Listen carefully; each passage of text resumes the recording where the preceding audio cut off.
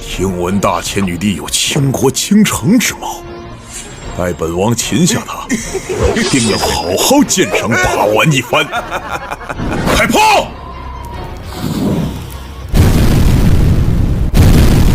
这与雷霆有何区别？区铁门焉能阻挡？有此神器，大千纵使城池上千，也将在炮火之下灰飞烟灭。天威，这是天威啊！这定是天神赐下的神器，蛮族必将大幸。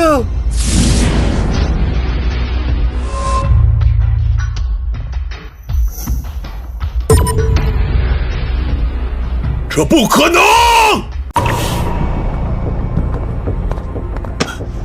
情况如何？大王，莫说是轰开口子，那门上连一丝痕迹都未曾留下，连凹陷的痕迹都没有，居然连神器都奈何不了永靖关，大千究竟请了何方神圣铸造此关？大王，撤军吧，除非是天神亲临，否则休想攻破大门呐！不，女帝近在眼前，今日若退，今后再无此良机。给本王装填炮弹，准备第2轮炮击。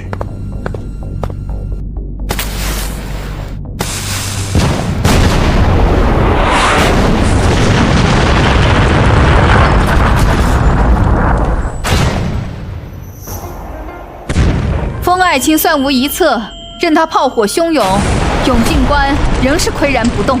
察合台继续炮轰，只会浪费弹药。火炮确实厉害，拥有雷霆之威。若用于寻常关隘，早已被轰开口子。若非封大人铸此铁壁，我镇北郡儿郎怕小以血肉之躯硬汉雷霆之威呀！相隔如此之远，仍能感受到地动山摇，摄人心魄。幸好有永靖关庇护。公子，3000里不锈钢长城已筑成。不够，再加高！我要这城墙直入云霄！大胆封长清，万死难辞其咎！什么？竟有此事？定海侯奉旨巡边，见工部员外郎封长清不顾城防，反而擅自拆毁长城。陛下，封长清所筑永靖关，北拒蛮族，西抵羌敌，为万里边防之所要。城墙倒塌，门户若开，恐有倒悬之危。朕听闻塞北大旱，水草不丰，蛮族势必会在秋收之际南下掳掠。封长清此举，分明是在勾连外族，意图不轨。陛下，臣知长清赤胆忠心，明晓大义，其中恐有误会。此事怎能有假？若城墙不倒，一向主张以守为攻，坚壁清野的定海侯，又怎会主动出击，冒着天大的干系，御敌于外？事关危亡，还望陛下明察秋毫，免生大乱啊！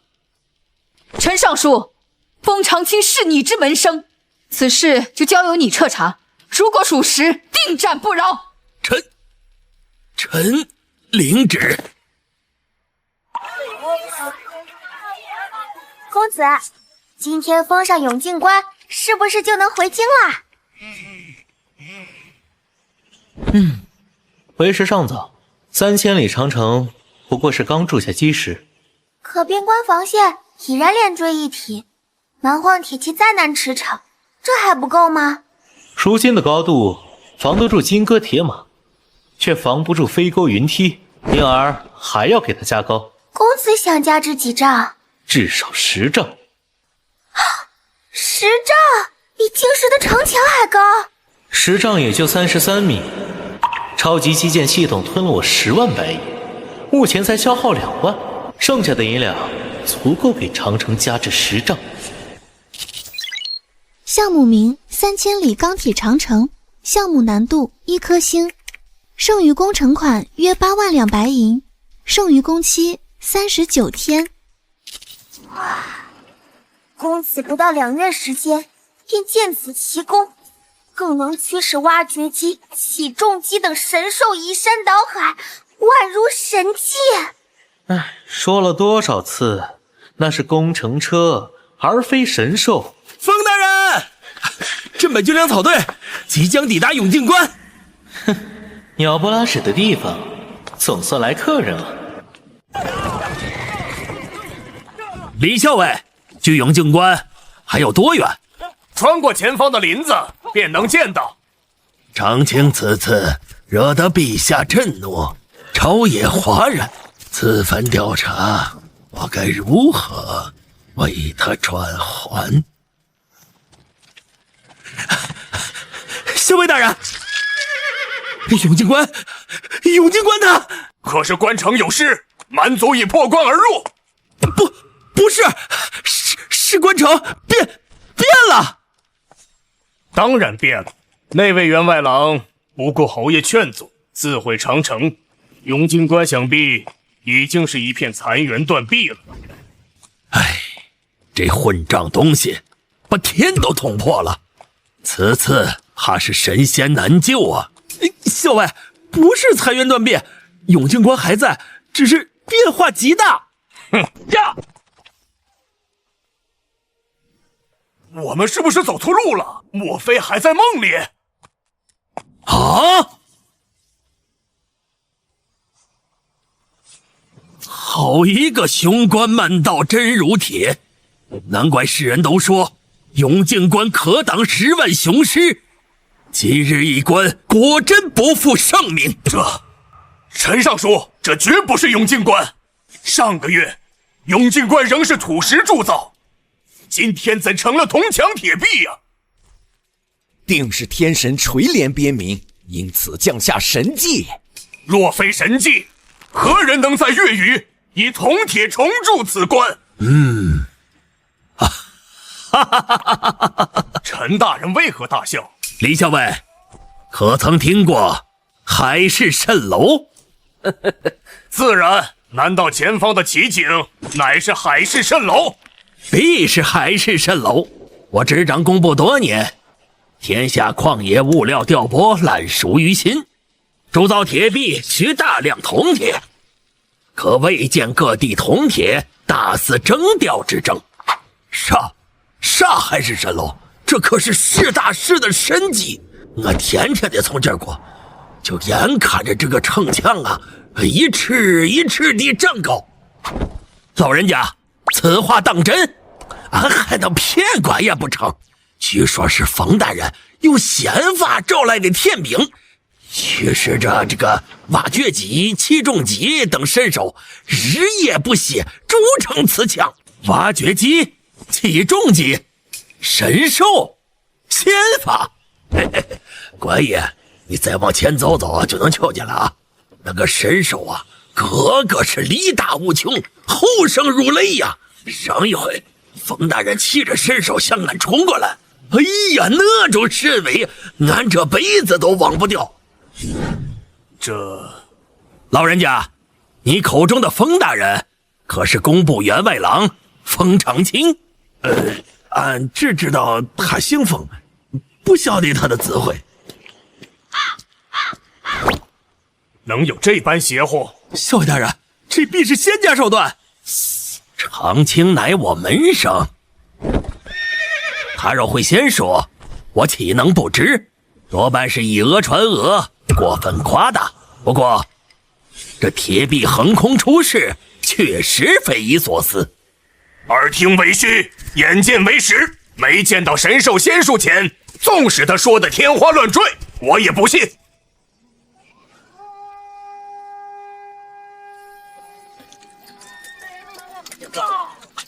这体型庞大，声若惊雷，力可拔山，莫非真是上古神兽重现世间？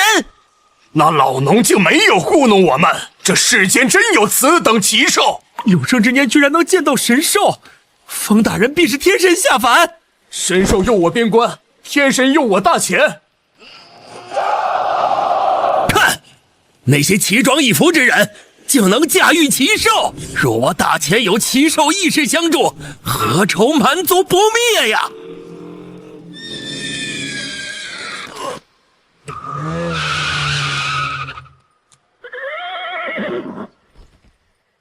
老师，你怎么来了？难道陛下也派你来修长城？此事说来话长，容后再叙。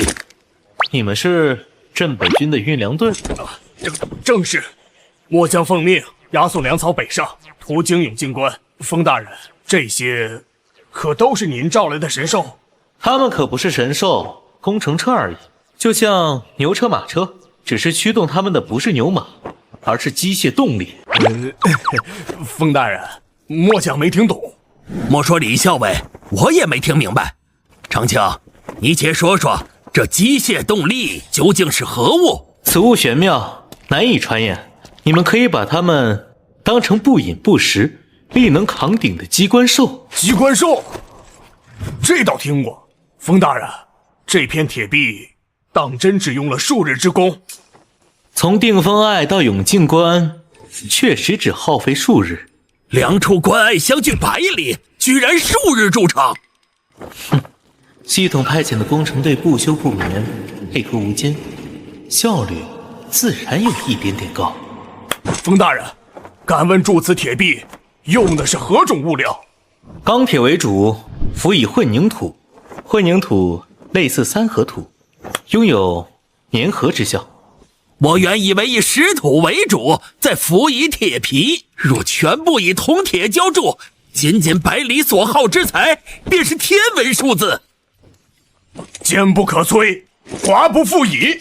若我大前边塞，处处立起此等铁壁，蛮族大军必被挡在塞北之外啊！封大人，蛮族连年寇边，屠戮生灵，末将斗胆请您出手，为边民铸造3000里铁壁，永绝蛮族之患。请封大人为边民铸造3000里铁壁。李东岩，休要胡闹！陛下只拨款20万两饷银，长青能铸造100里雄关，已是不世之功。你竟敢奢求3000里？陈尚书教训的是末将不知好歹，强人所难了。哼！老师，李校尉，你们不必争执，3000里长城早已筑成。荒谬！你到边塞才多久，竟自称修好3000里长城？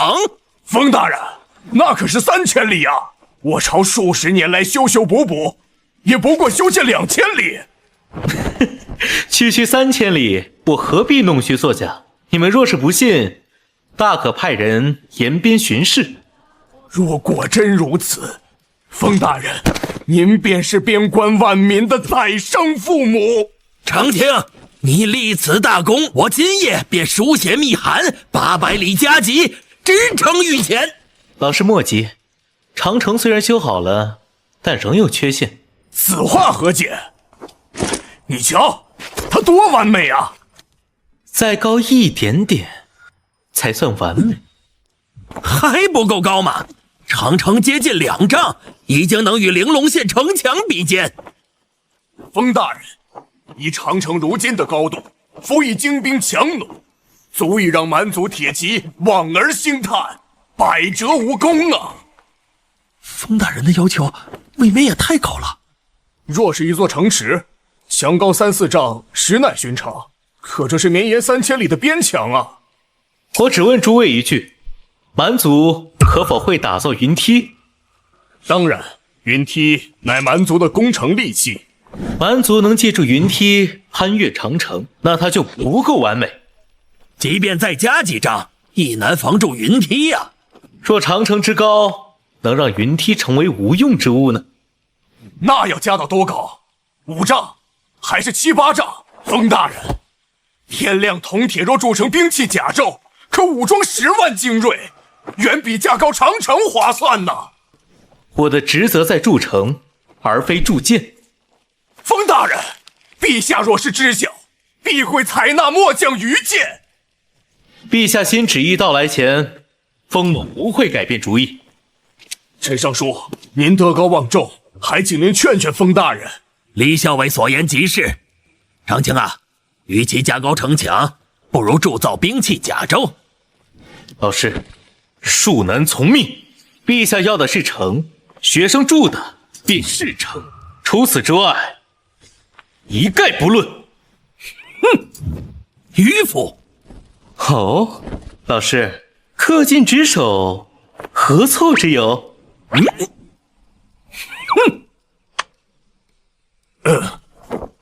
此事今后再谈。风大人，不如先带我等到城上一观。请随我来。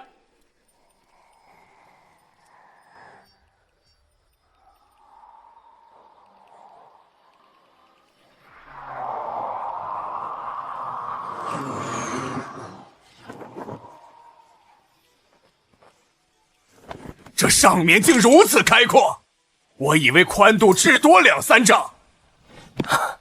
长青，长城现在有几丈宽？随地势而变，窄处4丈，宽处8丈。8丈？这是何等耗费！朝廷给你那点银子，怕是连墙基都铺不满。这绝非人力可为。正常修建当然不够，可系统的性价比超高。这只能是仙术。侯爷若见得此情此景，什么成见也都该烟消云散。定海侯是性情中人，前番争执不值一提。李校尉，此次北上，烦请转告侯爷，塞北苦寒，何不率镇北郡儿郎退守长城？今后这道铁壁便是国界，蛮族若来，也只能在此铩羽而归。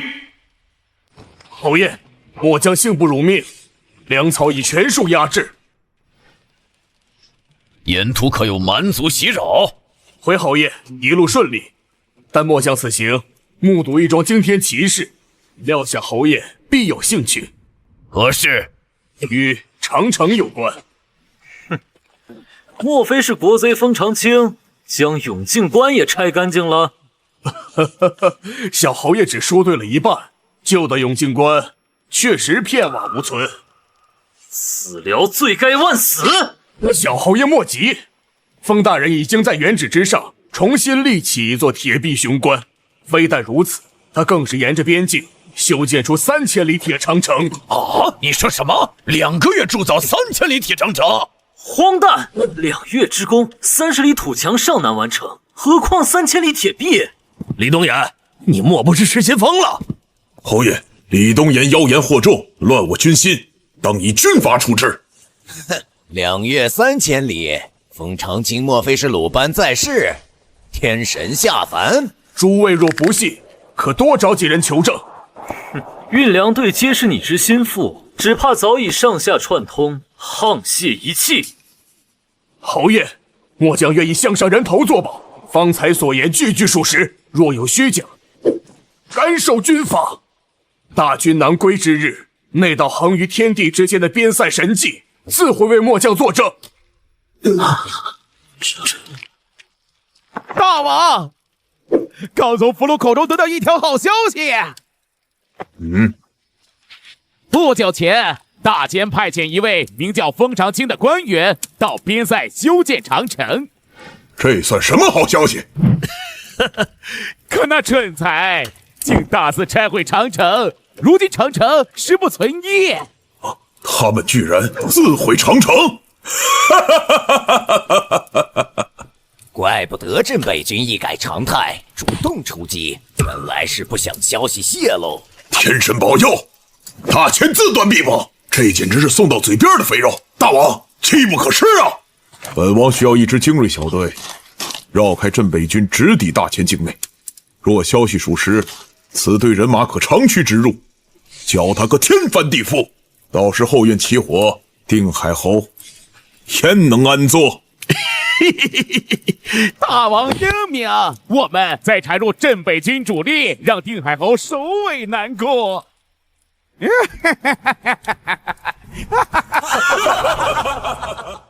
启禀陛下，经陈尚书详查，封长清拆毁边墙一事属实，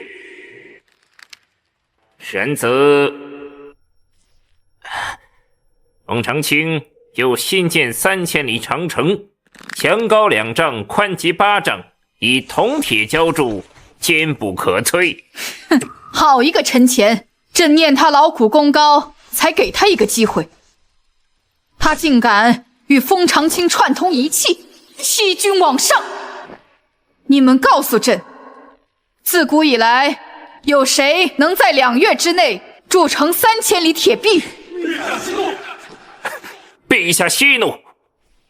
陈尚书奏折中提及，这封长清拥有驱使奇兽一人之能。或许……哼，荒谬！林相是觉得朕久居深宫，便能以鬼神之说糊弄？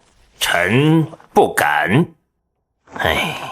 陈尚书兴许是爱图心切，一时糊涂，恳请陛下念其劳苦功高，法外开恩。陛下，陈尚书不似徇私枉法之人，此事或有隐情。臣愿亲赴边关，查明实情，以解陛下之惑。不必了，朕要亲临边塞，揭开这弥天大谎。耶律大人，翻过前面的白马坡，就是永靖关。让弟兄们准备好，今晚我们在大前境内过夜。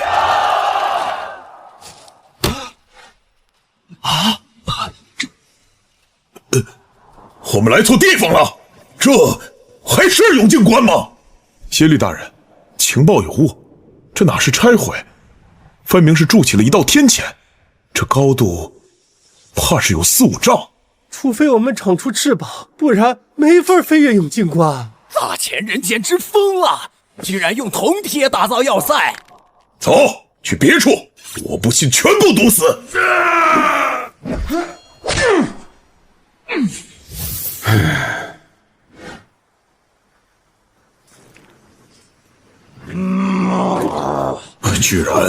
居然全封死了，每一处都是铜铁铸造，大前人疯了！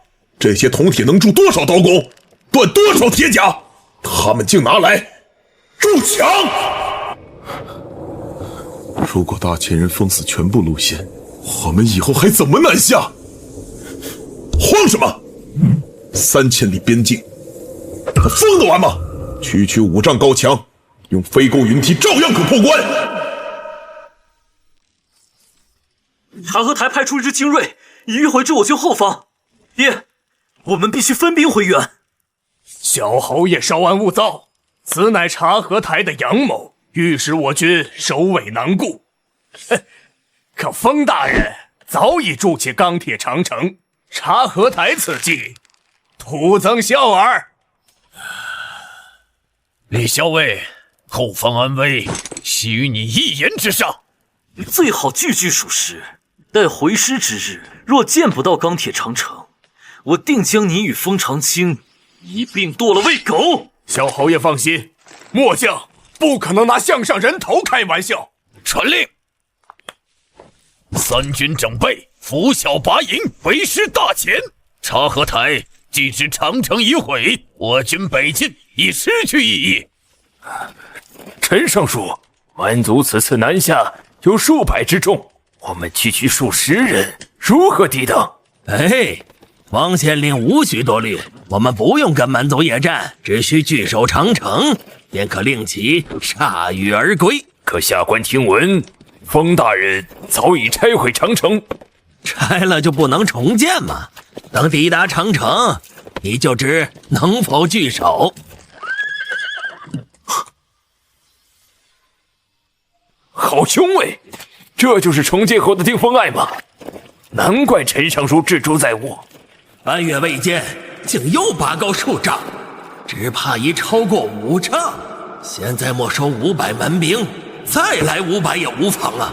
咱们玲珑县的城墙跟这一比，简直就是土围子。早就听闻封大人施展仙法建造长城，今日一见，竟比传闻中还高大。陈尚书，这真是封大人所见？当然，你可知这墙有多长？30里。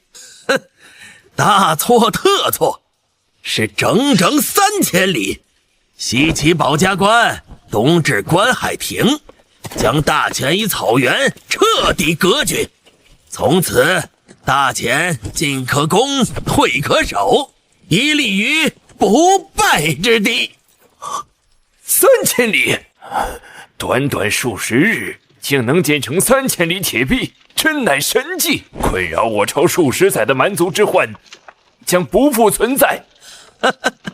正是，臣上说慧眼识珠，教导有方。封大人见此奇功，未来必能封侯拜相，彪炳史册。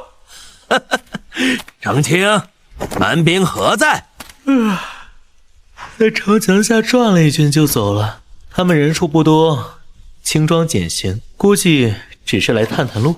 铁长城横亘在前，即使带了攻城利器也没用。封大人，请受下官一拜。方县令，这是何意？这一拜，代边疆万千黎民谢封大人再造之恩。同为朝廷臣子，护佑疆土，庇护百姓，乃是本分，何须言谢？更何况我也没做赔本买卖。封大人居功而不自傲，真乃国士之风。只是下官有个疑问，大人如何能在短时间内建起3000里长城？莫非真会仙法？我家公子当然会仙法。汪县令，你来得不巧，若是早些日子，还能瞧见搬山卸岭的神兽呢。小鱼，别胡说八道！我说了好几遍，他们是……知道啦，他们是机关兽，不是神兽。居然还有神兽相助！你们是不是刚从大前境内出来？我们并没有进入大前，还敢狡辩！你们大前的铁长城封锁了道路，我们想进也进不去呀！还真有铁长城！快把你南下的所见所闻，一五一十的说出来。长城原来不止2丈高，而是5丈高。李校尉，你当初可是信誓旦旦说不到2丈，是这蛮子胡言，还是你谎报军情？小侯爷明鉴，末将国永金关时，墙体确实不足2丈。当时封大人还说要加高，只是才过去10几天呢。也就是说，短短10几日，长城拔高3丈。正是，侯爷，您现在总该相信封大人会是仙法吧？5丈高的铁长城，这简直就是神迹呀！李兄，是我等目光短浅，错怪你了。封大人当真不可思议。本侯现在恨不得插翅飞回去，一睹这旷世奇观。可恨察合台如枯骨之躯，纠缠不放。还得与他周旋些时日。好，天佑大前，降此神迹，今后边塞可享太平。壮哉！孩儿随父亲征战半生，踏遍山河，也未曾见过这等奇景。若真绵延3000里，称之为天神手笔，也绝不为过。这果然比我离开时高出不少，不过怎么感觉高度不一致啊？站在永靖关前，我们宛如蝼蚁。天下第一雄关，我敢断言，世间没有一支军队能攻破此关。快看，上面有东西！那是什么妖物？莫慌，那是封大人的铸城神兽。封长青竟能驱使神兽修成，此兽高达5丈，仅限一臂便已令人胆寒。我竟控制不住战力，纵使10面万千铁骑，也不曾有过这种近乎窒息的压迫。多谢神兽大人铸城，封大人能驱策神物，定是星君下凡，天神转世，神迹呀！3000里巍巍长城，神迹2字当之无愧。回想昔日，我竟对封大人恶语相向，实在是羞愧难当。为父何尝不是目光短浅，错怪忠良。监官，我要亲自向封大人谢罪。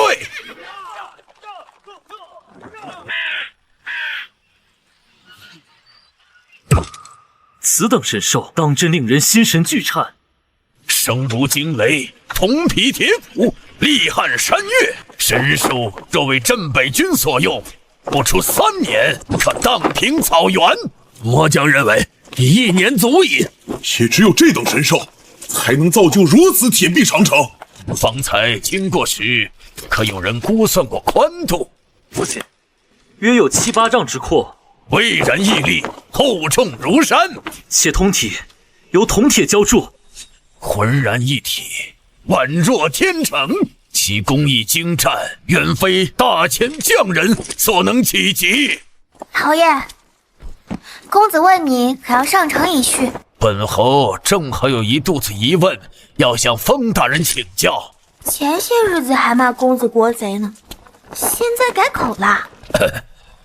夏姑娘，以前是本侯一时糊涂，口不择言，若有冒犯之处，还望海涵。侯爷无需向我道歉，待见到公子再认错也不迟。风大人，请受徐阳一拜。当初是本侯目光短浅，错向陛下参奏忠良，如今思之，羞愧难当啊。侯爷言重了，些许误会，老师已替我向陛下澄清。幸亏陈尚书出面，不然陛下怪罪下来，本侯可就无地自容了。风大人，时臣也来请罪。昔日我有眼无珠，竟将国之栋梁视为奸佞，百般羞辱。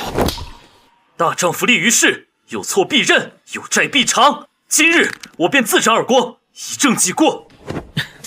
小侯爷，一点小误会，不必自责。多谢风大人宽宏大量。此事已了，现在谈公事。风大人为大秦铸造3000里不朽长城，全体镇北军向风大人致以最高敬意。侯爷，诸位将士，快请起，风某何德何能受此大礼？风大人，镇北军世代驻守边疆，自他们的曾祖辈起，便血染黄沙，雾霾荒野，只为换得身后百姓世代安宁。如今已铸此铁壁，让我辈百年夙愿得见曙光。你若受不起，这天底下还有谁受得起？新任务发布，为3000里长城项目再充值3万两白银，可提升修建效率。长城建成后，高度翻倍。我操，高度还能加，只需3万两，从10丈变20丈。也罢，看在镇北军这一跪的份上，我冲！恭喜你充值成功，项目延期7天。侯爷与诸位将士请起，你们既以最高礼仪相待，我风长青也回赠镇北军一份薄礼。我决定在原有计划上为长城再增高度。公子，10丈高已经是惊世骇俗，你还要往上加？什么？风大人，您原本就打算建10丈之高？爹，他的意思是比10丈更高？风大人，10丈已是闻所未闻、古今未有的高度，你还嫌不够高？风大人，我们的敌人只是蛮族，不是洪荒巨兽啊！10丈雄关，便是天兵天将也难飞渡，何苦再耗费大量物力为长城增高？我钱都交了，你们不要也得要。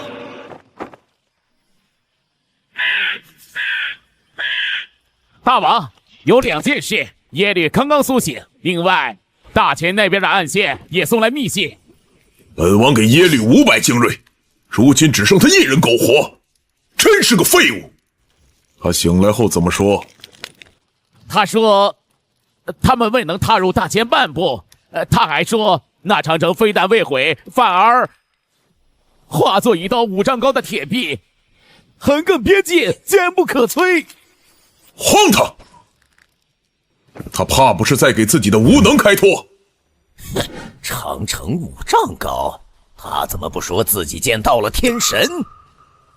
我看他根本未到大前边境，便仓皇返回。我也不信耶律已令遣太子南下，1、2日内必有确凿消息。那密信呢？说了什么？信中说，大前女帝半月之后将亲临边境巡视。大王，天赐良机呀！若能生擒女帝，便可逼迫大前割地称臣，纳功遂毕。传本王令，各部速速集结人马，备足箭矢甲胄，半月之后随本王南下擒龙。一路行来，属这玲珑县最为萧条。小姐，此处是抵御蛮族的第一线，蛮族铁骑南下，首当其冲，商人百姓皆不敢久留。蛮族之患困扰我朝100年，如今封长清还自毁长城。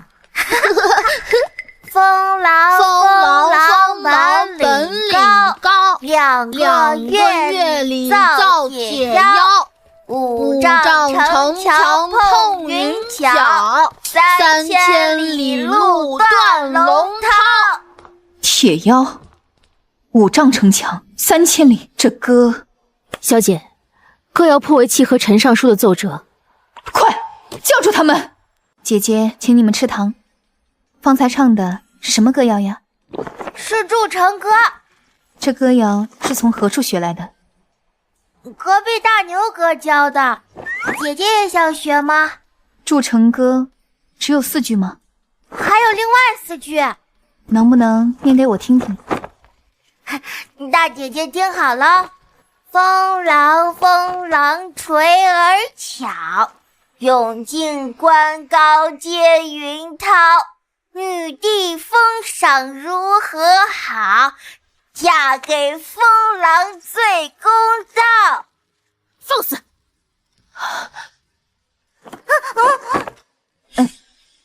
莫要惊吓孩子，童言无忌，他们只是学舌而已。你们可知这歌谣是什么意思？是的。这风狼是谁？当然是修长城的风大人。俺爹娘刚在家里给风大人立了长生牌位，早晚3炷香，恭敬着呢。俺家也是，俺爹说，风大人给咱们造了保命的铁城墙，就该享用全县的香火。你们爹娘见过3千里长城？俺爹见过，他说那墙高的望不到顶，跟天连在一块儿。不过爹没敢靠近，说是有山一样大的神兽守着，打个喷嚏就像打雷，可吓人呢。小姐，莫非陈尚书没有胡编乱造？封长清真的修建了3千里长城？比天高的墙，山越大的神兽，你信吗？此事骇人听闻，怕是有人故弄玄虚，操纵舆情。筑城歌多半也是他的手笔。此人其心可诛。走，去会会本县的县令，朕倒要听听他的看法。汪县令既然知晓筑城歌，想必也清楚风狼是何许人，他竟敢以歌谣亵渎天威，你说朕该不该杀？陛下，万万不可呀！有何不可？风大人为我大前立下不世之功，青天之业。陛下若因一首市井童谣而诛杀功臣，恐非明君所为，必将让天下人寒心呐！哼，你倒是给朕说说，他封长清立了什么功？难道那虚无缥缈的千里长城竟是真的不成？陛下，是3千里铁壁长城，更是庇护便民的大前铁腰。大前铁腰？哼，汪文琪，连你这朝廷命官也敢拿市井流言来搪塞朕？陛下明鉴，此绝非流言。朕不信，封长清才来边疆多久，怎能铸造3千里铁长城？何况朕只给他20万两白银。陛下，臣若非亲眼所见，纵有10个胆子，也不敢在御前妄言呐。陛下既然不信王县令，也不信老臣的奏章，何不亲临边关一辨真伪？耳听为虚，眼见为实。陛下亲临，便知那5、6丈铁壁绝非虚言。臣徐阳拜见陛下。陛下銮驾亲临，臣未能远迎。若非汪县令传讯，臣竟全然不知啊。徐爱卿，朕此来是为这北疆的黎民百姓讨一个公道。公道？陛下所指，莫非是封大人拆毁旧城一事？正是。陛下，臣有罪，臣为明察秋毫，便贸然上书弹劾忠良，险些令国之栋梁蒙受不白之冤。哎呀，陛下，若要主持公道，也应当为封大人昭雪。此话何意？难道封长清不曾毁我边墙？旧墙确实拆了，然封大人所为乃破而后立。如今3000里铁壁长城已雄居北疆，蛮族南下之路自此永绝。镇北军数代未能实现的功业，封大人凭一己之力达成。真有3000里铁长城？陛下千真万确。那童谣所言竟是真的？铁长城果真有5、6丈之高？何止5、6丈？臣数日前再度核查，其高度已逾10丈。京师皇城号称天下第一，墙高亦不过7丈，这边塞长城竟能高达10丈。陛下，臣有罪。陈尚书，你又有何罪？欺君之罪。长城已逾10丈，臣却告知陛下，仅5、6丈。陛下，此事快不得陈尚书，实在是封大人快得不合常理。臣也以为至多6、7丈。能让定海侯与陈尚书接连看走眼，封长清，朕还真是小觑了你了。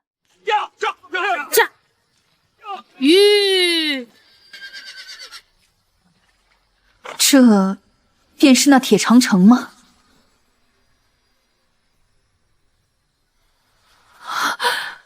果然如山岳一般高，如今的永靖关绝对是天下第一雄关。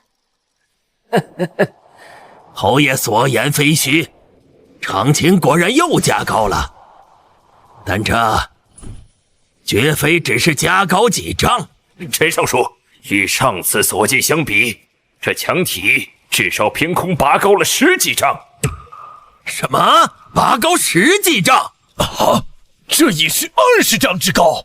本侯上次前来，尚且只有10丈，其修建之快，令人啧舌。10丈足以抵挡千军万马，封长清为何还要再垒10丈？陛下，长清曾言，蛮族可借云梯攻城，加高是为了使云梯成为无用之物。他倒是有心了。祝成哥唱得不错，3000里长城便是我大前铁腰，有了它，大前才能真正挺直腰杆，傲视蛮夷。啊，陛下怕是糊涂了，居然当众认同祝成哥，最后2句歌谣可是大不敬啊！啊，好高啊！陛下竟亲临边塞。封爱卿，你真是给了朕好大一个惊喜，不声不响便为朕为大前筑起这3000里不朽长城。臣只是谨遵陛下当日旨意。陛下曾言，长城需更高更坚，不知如今的长城，陛下可否满意？朕何止是满意，封爱卿，此墙现今高几丈？不高不低，正好20丈。竟真达20丈！封大人，是唯有永靖关如此，还是？3000里长城皆以此为准，只是部分段落仍在收尾。永靖关也是今日才竣工。封爱卿，朕是蛮族来袭的号角。陛下，请速速离开边境。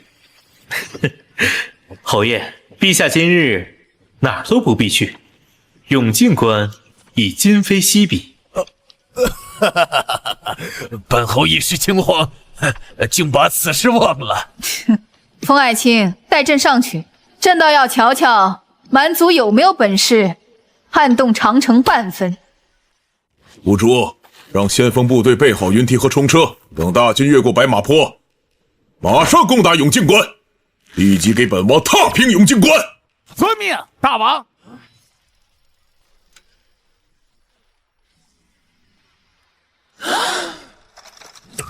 好一座雄关，这高度何止5-6丈？我们的云梯够长吗？除非我们长了翅膀，不然不可能攻破永靖关。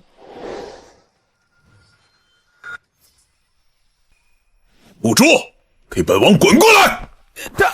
大王，这就是你说的5-6丈高？你当本王眼瞎吗？这永靖关起码10几丈高。大王明鉴，探子与耶律回报，确实如此呀。末将也不知为何会变成这样。不迟，10几丈的城墙，本王精心打造的云梯，连它的一半都够不到。你谎报军情，延误战机，罪该万死！来人，把兀竹拖下去，砍了！大王饶命！大王，阵前战将乃兵家大忌，还请饶过巫术。大王，耶律与探子众口一词，或许这城墙真是近10几日突然拔高的。10几天加高10丈，你信吗？兀竹，本王给你戴罪立功的机会，你去率领冲车部，给本王撞开大门。陛下，臣看到了王旗。察合台亲自领军南下吗？看，蛮族准备用冲车撞门，快阻止他们！陛下莫急，大门十分坚实，还分为内外2道门。蛮族想用冲车撞开大门，无疑是蚍蜉撼树。那我们总要做些什么？不需要，陛下大可当成一场杂技表演。兀术将军根本撞不开，弟兄们轮番撞了几10次，那城门纹丝不动啊！20丈高的城墙，那门怕是选铁浇筑而成。别说我们，就算天王老子来了，也休想撼动分毫。我们撤！兀竹，城门未破，已经敢擅自撤回？那永靖关大门乃是千锤百炼的金铁锁住，非是冲车所能撞开。末将无能为力呀！一群废物！大王，要不要动用内件武器？不行，不到关键时候绝不轻用。既然攻不破永靖关，我们转攻定风霭。这长城必有疏漏之处。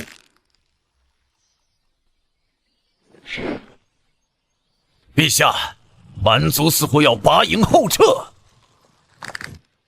撤就撤了？朕还以为有多大的能耐，结果只是撞几下门。陛下，依臣对察合台的了解，此人绝不会轻易罢休。此时撤退，必是想要转攻他处。那该如何应对？臣有一计，可令察合台乖乖留下，只是需借陛下之名，行诱敌之策。爱卿即将安出？小鱼，把工程队留下的东西取来。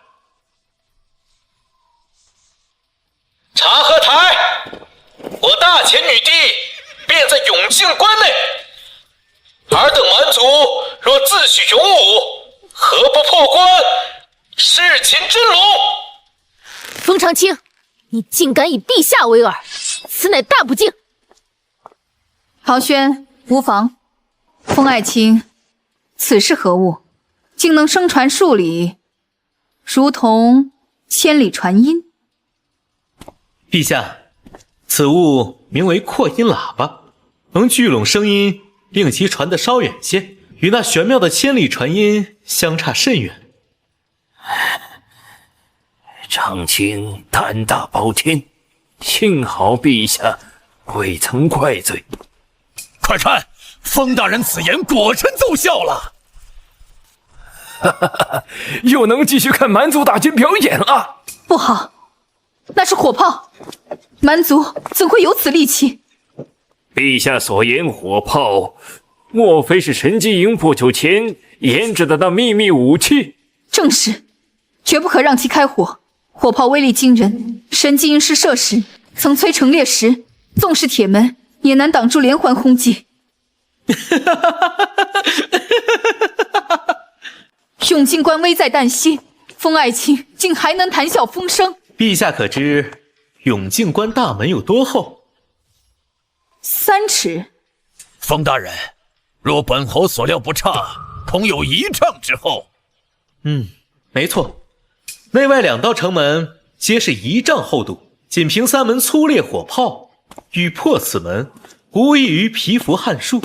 刚问世的火炮，轰个3尺的铁板都够呛，还想破开10尺厚的大铁门？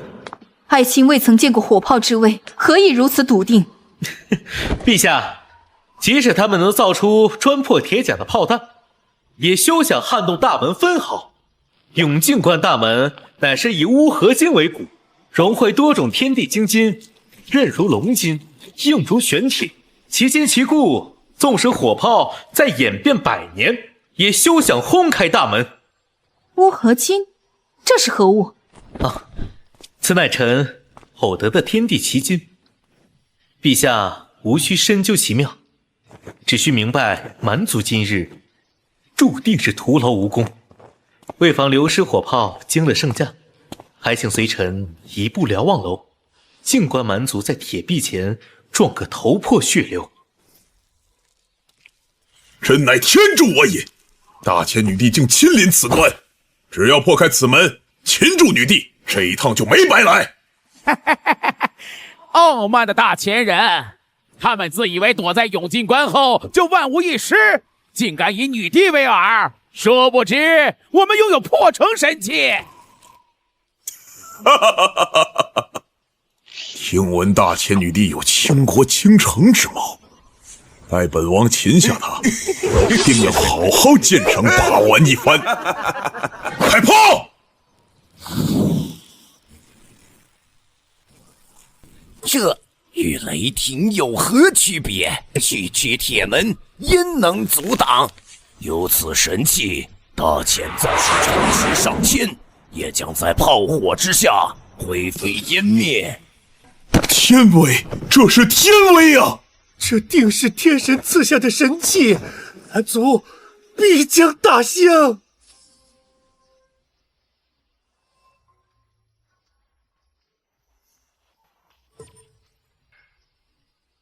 这不可能！情况如何？大王，莫说是轰开口子，那门上连一丝痕迹都未曾留下，连凹陷的痕迹都没有，居然连神器都奈何不了永靖关，大千究竟请了何方神圣铸造此关？大王，撤军吧，除非是天神亲临，否则休想攻破大门呐！不，女帝近在眼前，今日若退，今后再无此良机。给本王装填炮弹，准备第2轮炮击。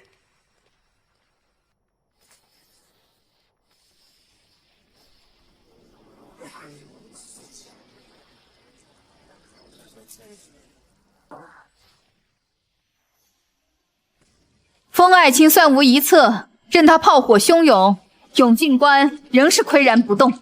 察合台继续炮轰，只会浪费弹药。火炮确实厉害，拥有雷霆之威，若用于寻常关隘，早已被轰开口子。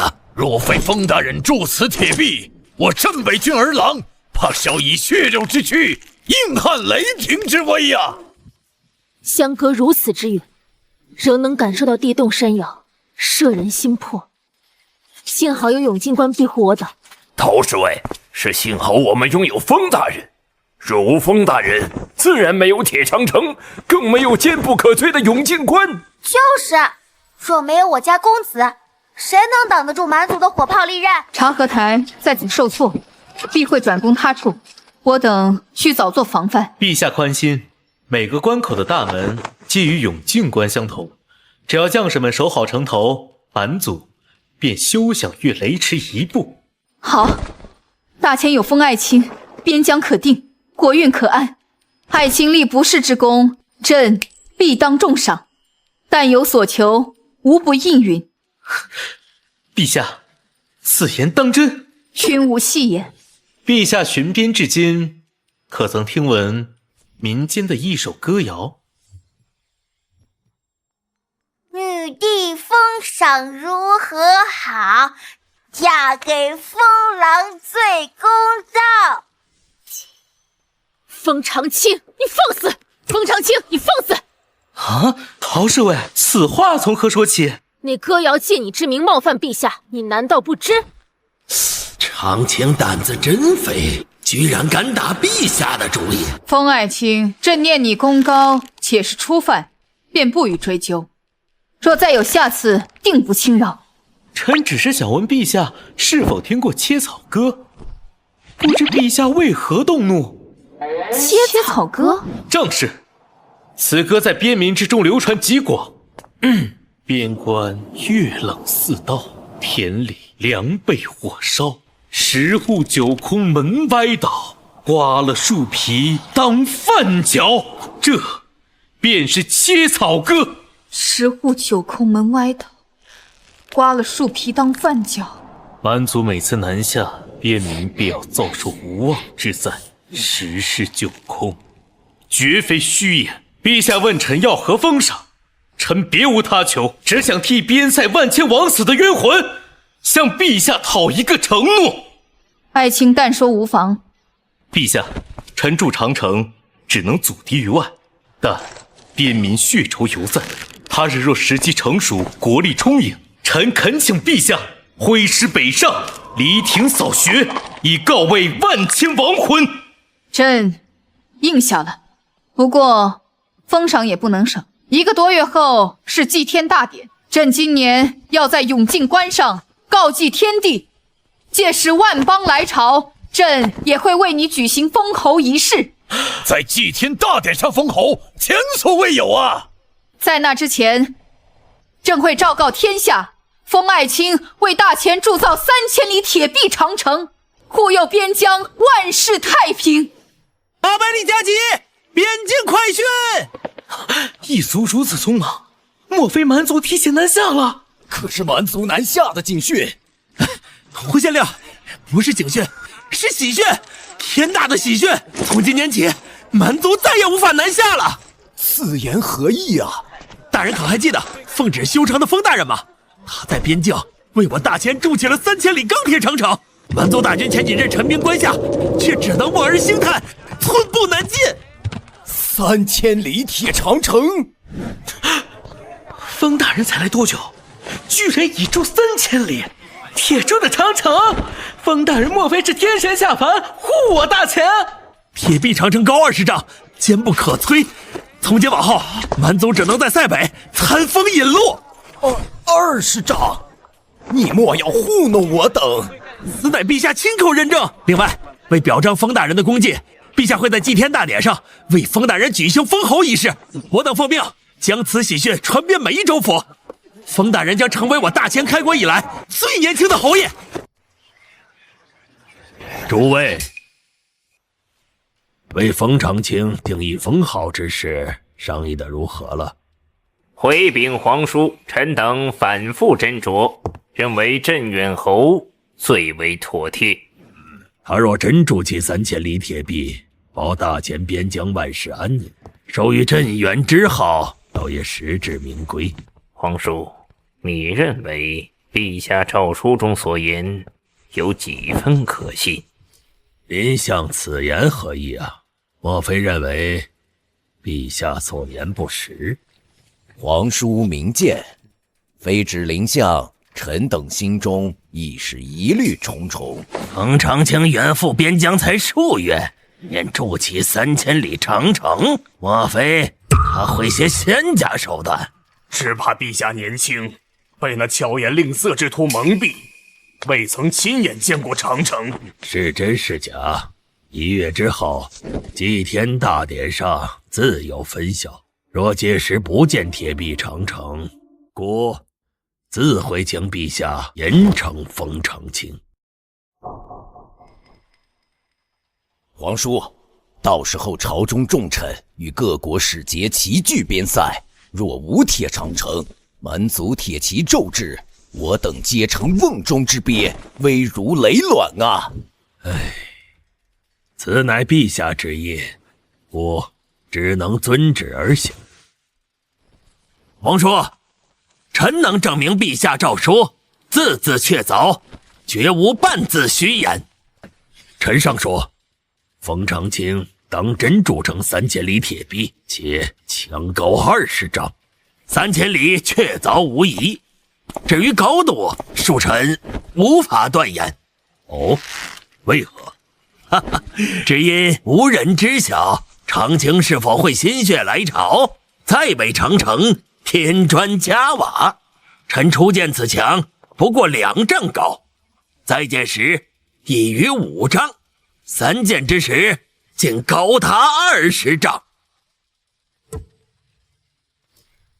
故尚有一事不明，封长清如何在短短数月铸造3000里铁壁？长清可驱使挖掘机、起重机等异兽修建长城，皇叔不能以常理揣度。挖掘机、起重机，此等异兽声若惊雷，力撼山岳，修筑长城之快远胜常人。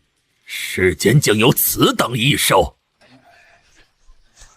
福尹、高礼、求辞，3国使臣到。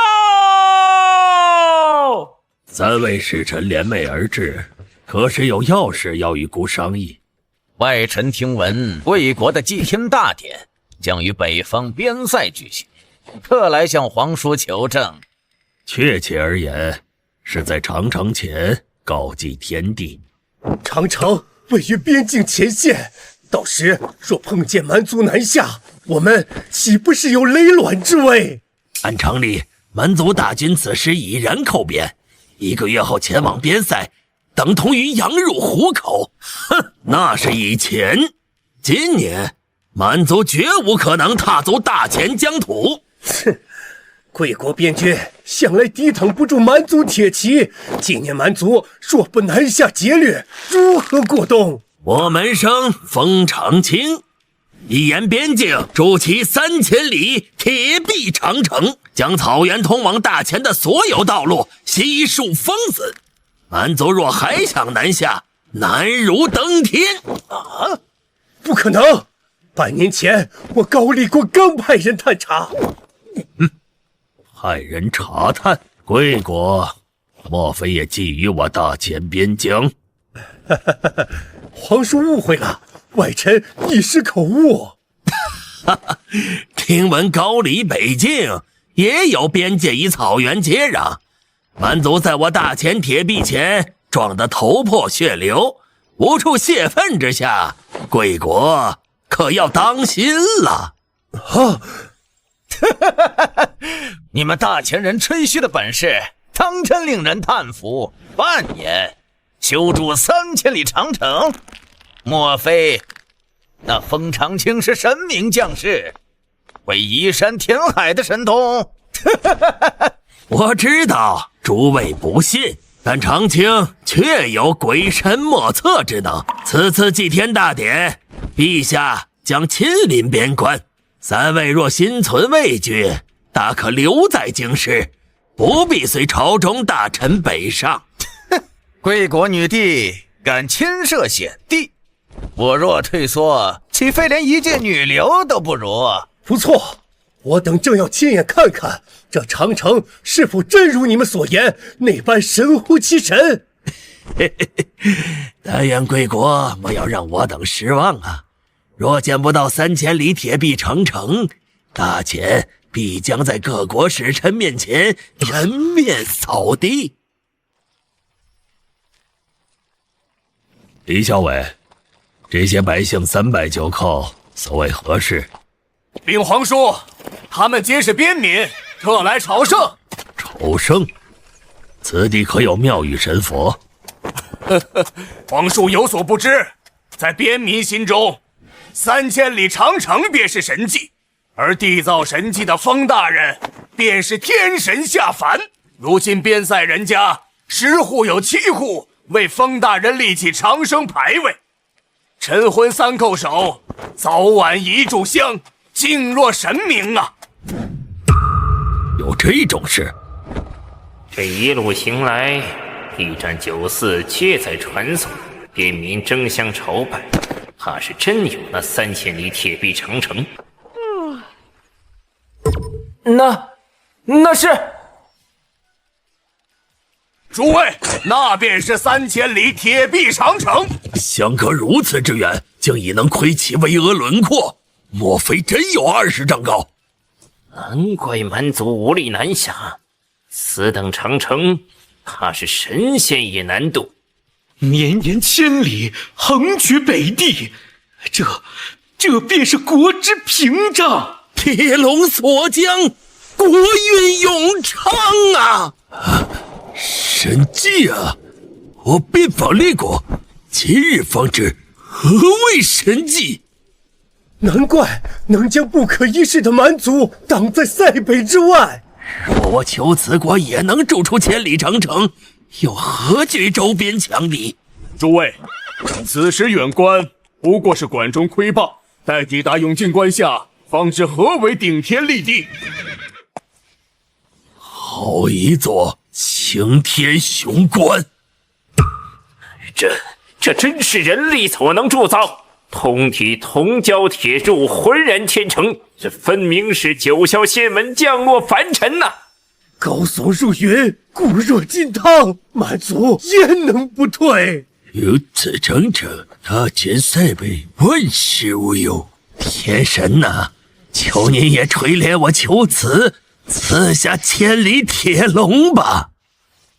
陛下有旨，众臣已至，吉时已到，祭天大典起。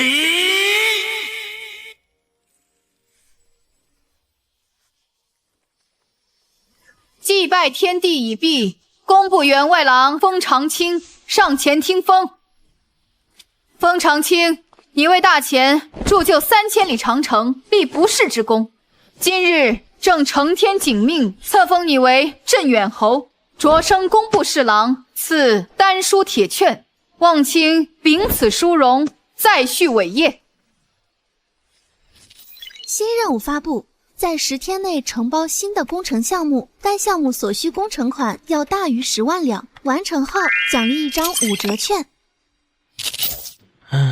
到哪找新项目？从任务描述分析，该项目的规模必须不亚于长城。陛下，祭天大典已毕，臣有要事禀报。丞相请讲。南方800里加急，长江流域预计提前半月雨量激增4成。要命的是，胡陵峡段去年山崩，河道已淤塞近3成。去年工部不是呈报了清淤方案吗？回禀陛下，去年所清不过些许皮毛，如今水位日涨2指，比对景和3年、淳化7年的水文记录，若后2月降雨不减，滔天洪水必将席卷下游6州25县。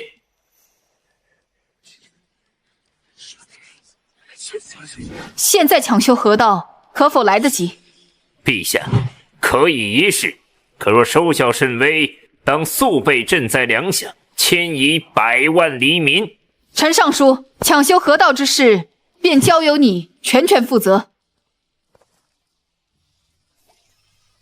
检测到全新项目昌江防洪水电站，项目难度3星，托管建造需要白银20万两，工期60天，额外缴纳20万两白银，工期缩减1半。工程项目施工计划书已发送，请查收。这座水电站落实建成，不仅能防洪，每年发电量还尤为惊人，放到现代社会，也可满足千万人的用电需求。臣，且慢，陛下，臣有法子可防水患，爱卿快讲。臣请于昌江上游乌灵峡险要之处筑坝成湖。此时筑坝缓不济急，何况昌江汹涌，水坝难立。风侍郎啊，陛下所言非虚，前人也曾于长江上游筑坝，然水势无常，终成泡影。若陛下拨款40万白银，臣可在洪灾降临之前，让大坝拔地而起。洪灾之前，你是说2月之内？正是，臣愿意立军令状。陛下，臣认为不可。若风侍郎筑坝失败，40万白银付诸东流，这些皆是赈灾救命的钱粮啊！陛下，丞相所言乃是老成持重之策。风爱卿，朕再信你一次，望你再为大钱缔造出一个奇迹。公子，我们日夜兼程，从塞北至此，也用时20日。陛下只给2月之期，如今仅剩40日，来得及筑坝吗？何须40天，1月足矣。居然只需1月！地形扫描完毕，项目昌江防洪水电站将在本地时间20点整开工。天色已晚，我们先回去歇息。虽然我只给系统20万白银，但使用了5折券，相当于上缴40万白银，工期正好压缩至1个月。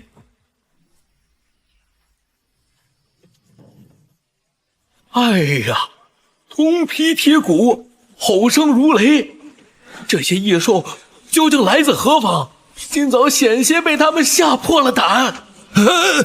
各位军爷，这些巨兽是何物啊？怎会一夜之间冒出数百？诸位乡亲莫慌，此乃镇远侯座下神兽，奉命到此，是为了锁住昌江，筑坝安民。镇远侯？嘿，军爷，可是那位修筑3000里铁长城的侯爷啊！正是。这传闻竟然是真的，这镇远侯真有驱策神兽之能，俺们这些糙汉子竟也有福气得见仙家手段。镇远侯必是贤人，竟有数百神兽受他驱使。侯爷，神兽是否在挖掘水道，形成引河？正是，待到两岸引河成型，便可将水势一分为3，其后在江中筑起围堰，圈出一方浮水之地，再于其中铸造大坝之基。侯爷想在这奔流不息的长江之中，硬生生圈出一块干地，这古今未有啊！前人筑坝多是在枯水期行筑墙之事，侯爷却反其道而行。我也想在枯水期筑坝，但洪灾将至，时不我待。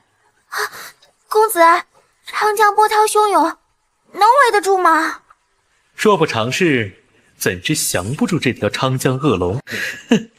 引河已成，水势3分，下一步便是架桥、造围堰。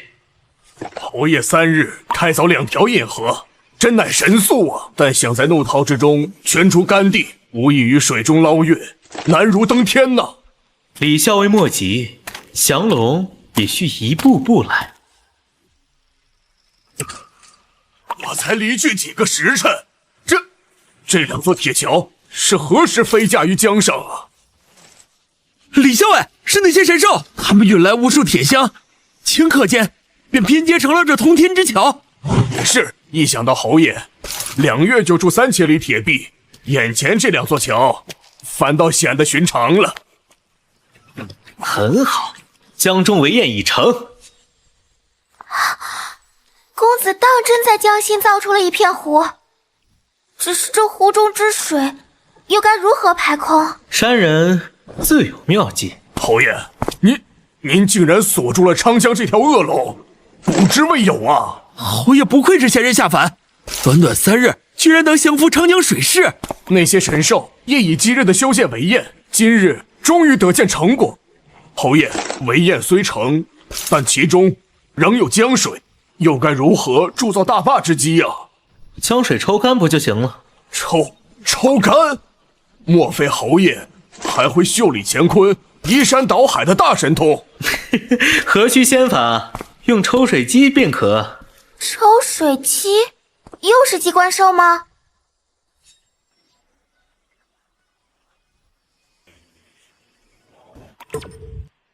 侯爷，真乃夺天地之造化，竟能让江水倒悬，凭空而现。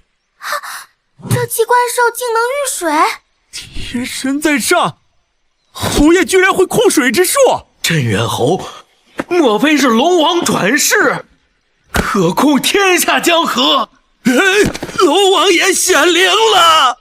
侯爷，若是有千千万万台这等抽水神兽日夜不息，可否将这长江之水尽数抽干呢？李校尉，莫要异想天开，长江之水奔流不息，纵使有1000万抽水机，也难抽干。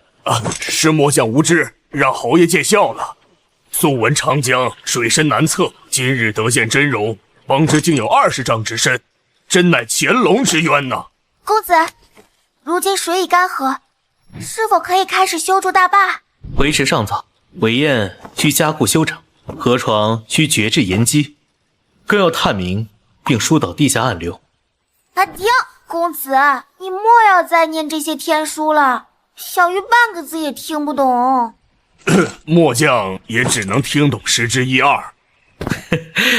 总而言之，此乃100年根基，若有一丝疏漏，他日洪水滔天之际，便是坝毁人亡之时。此工程关乎百万民生，一步也错不得。侯爷，末将不通水利，但想问一句：此坝若成，真能挡住此次水灾？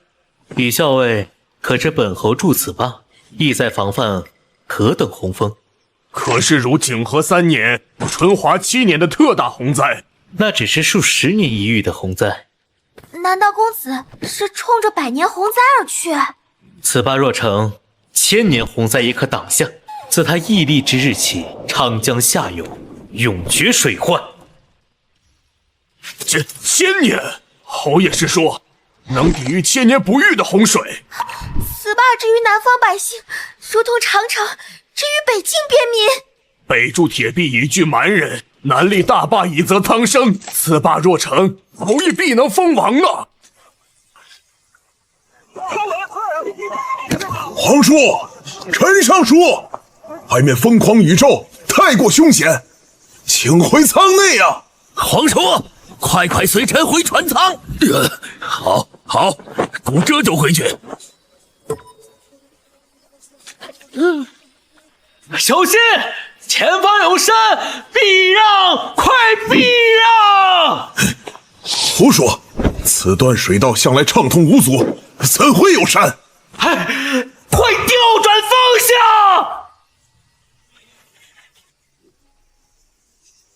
快，左满舵，避开前方山体。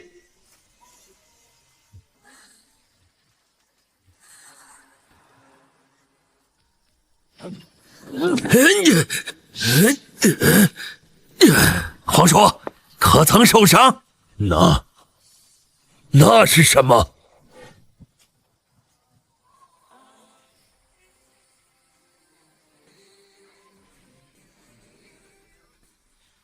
这莫非就是长青所筑大坝？此乃长江何处？可是到了巫灵峡地界？回皇叔，江面雾气太重，小人仅能凭感觉。此地貌似与巫灵峡有几分相似，绝不可能是巫灵峡。此段江面远比巫灵峡的水道宽阔，左右也瞧不见江岸。小人怀疑什么？但讲无妨。哎呀，小人曾闻江上传说，大雾弥天之时，行船容易误入鬼域。皇叔，请看前方这遮天蔽日之墙，或是那鬼域屏障。休要胡言，即刻驾船沿着这墙体航行。本官倒要看看这墙究竟是何物。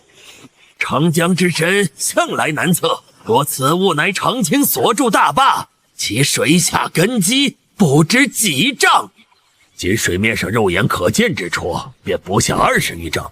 若此物真是镇远侯所筑水坝，其水上之渠数丈足矣，何必多筑10余丈？臣或可猜到其用意。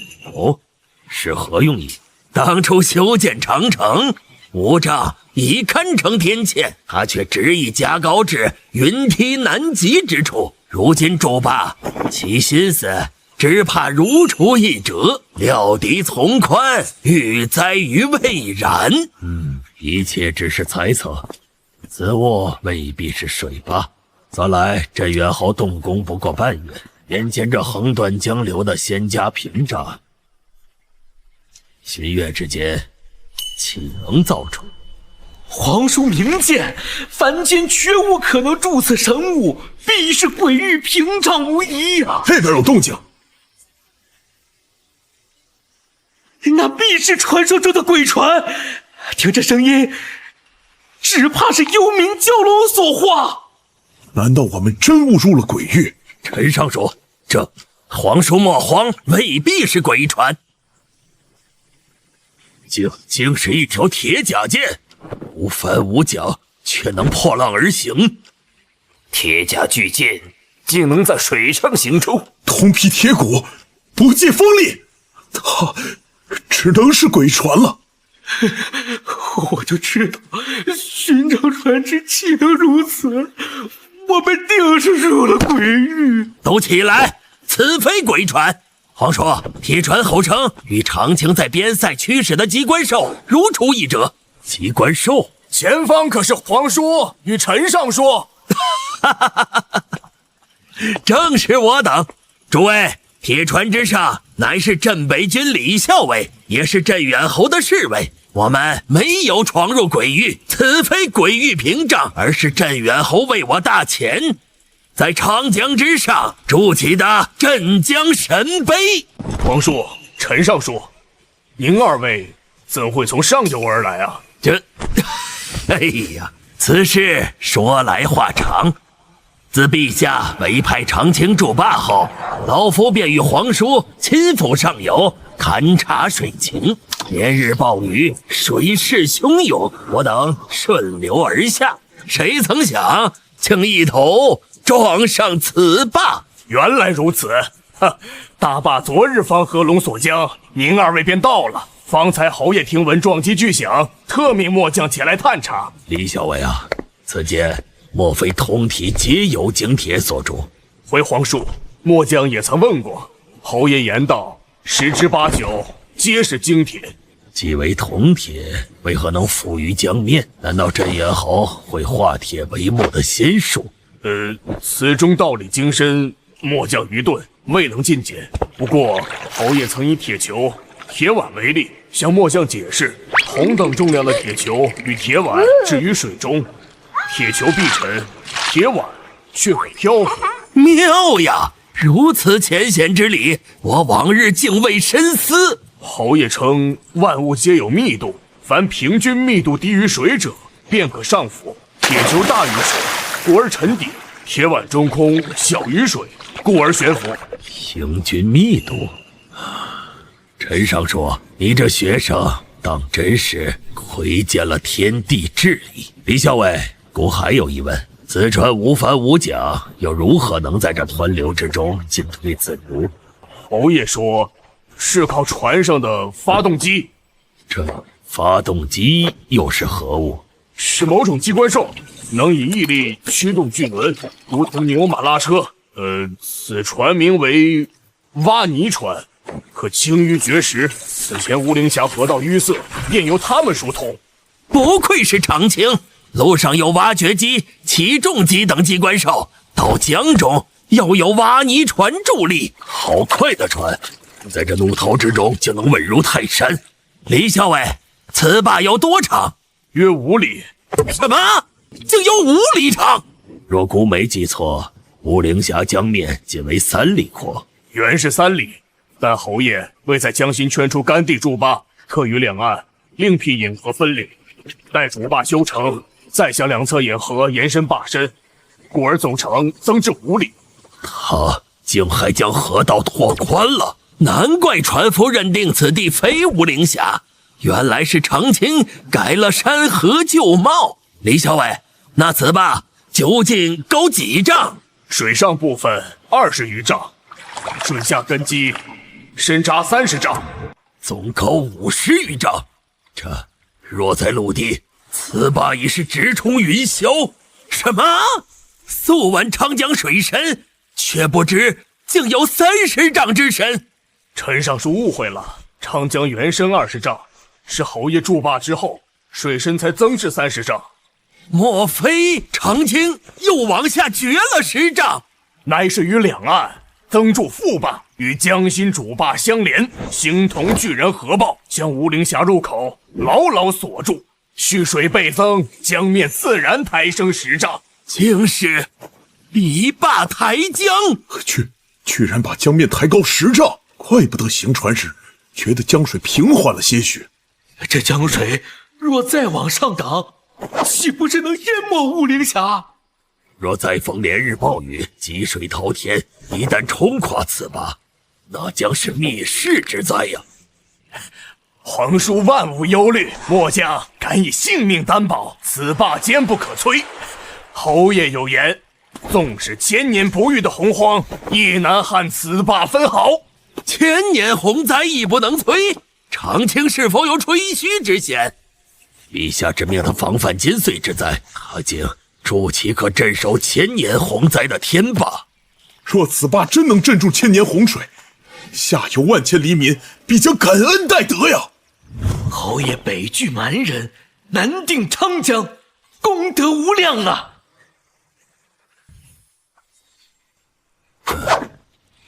是孤眼花了吗？前方怎会有一轮旭日升起？日升东方，铁船并非向东而行，彼处何来旭日？这大雨滂沱的天象，怎会见得日光？不对，那光聚集成束，绝非天日。诸位，那并非旭日，不是旭日。这世间还有什么东西能绽放万丈明光？此物名为电灯，其效与烛火相仿，但烛火燃指发光，此灯却以电生光，其会远胜烛火1000倍万倍。以电生光，这世间竟有此等奇物？电灯？李校尉，你言下之意，莫非长青亦能驾驭雷霆？不错，点亮这神灯之光，正是来自那九霄云外的浩荡天雷。长青还能引来9天雷霆？雷霆之威湮灭万物，镇元豪竟能驯服天威，化为己用。侯爷必使雷部正神下界。不能镇长江，又能御神雷，侯爷必是龙王爷转世啊！光耀果真堪比日辉，却无烈日之灼。此光之上，煌煌如柱，远非萤火烛光所能及。他竟如活物般，可以自如摇头。此物立于大坝之上，恰如大日凌空。此刻上是白昼，其辉位置极致，若待夜幕降临，此灯方显真容。数里之外，光耀依旧，宛若星辰呐。此话当真？待到今夜，陈尚书自可一观，届时不止这一盏灯发光。你是说这大坝之上遍布此等神灯？皇叔，入夜之后，您便会知晓何为灯火通明，夜如白昼。夜如白昼？仅限于大坝之内。此坝擎天震海，世间罕见。立足于此，仿佛置身山岳之巅，长江尽收眼底。原来江龙已被镇压，在船上尚未察觉，登临此坝，方知他永世不得翻身。此情此景，实乃天地间一大奇观，神迹呀！诸位，请随我去主坝一观，那边更震人心魄。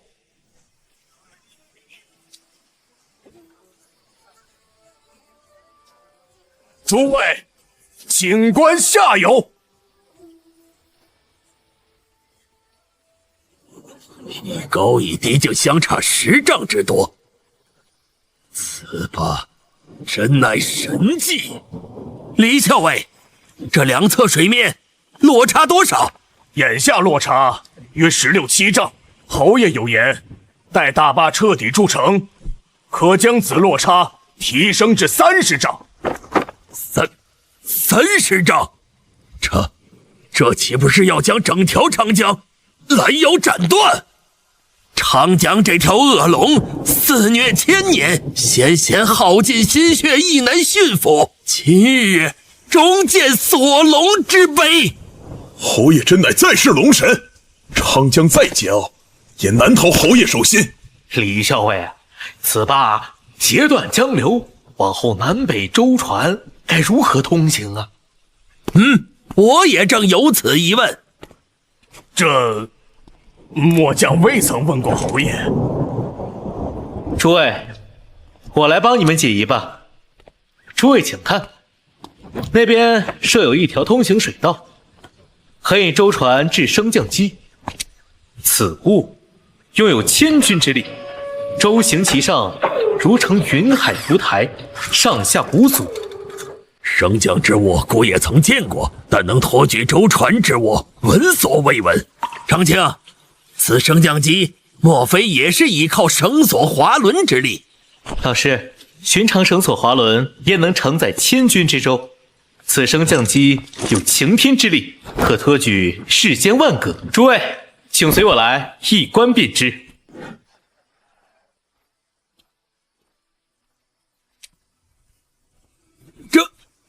这是什么宝物？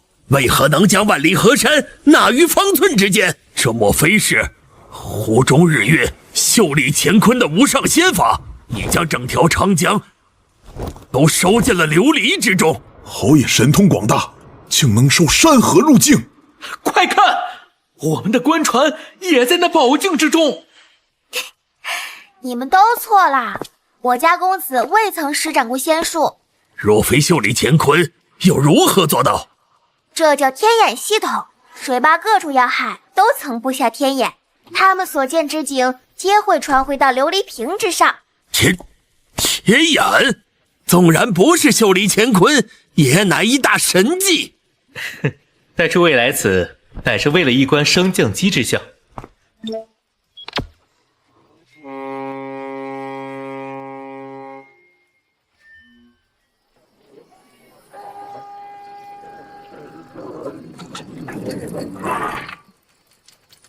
此物真有千钧神力，那铁船重若山岳，竟被他轻易抬升而起。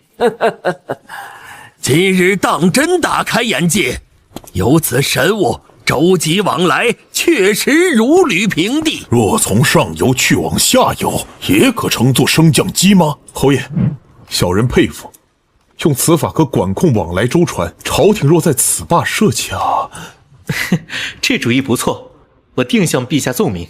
皇叔，老师，一路风雨，衣衫尽湿，我先带二位去换一身干净衣物，稍作休整。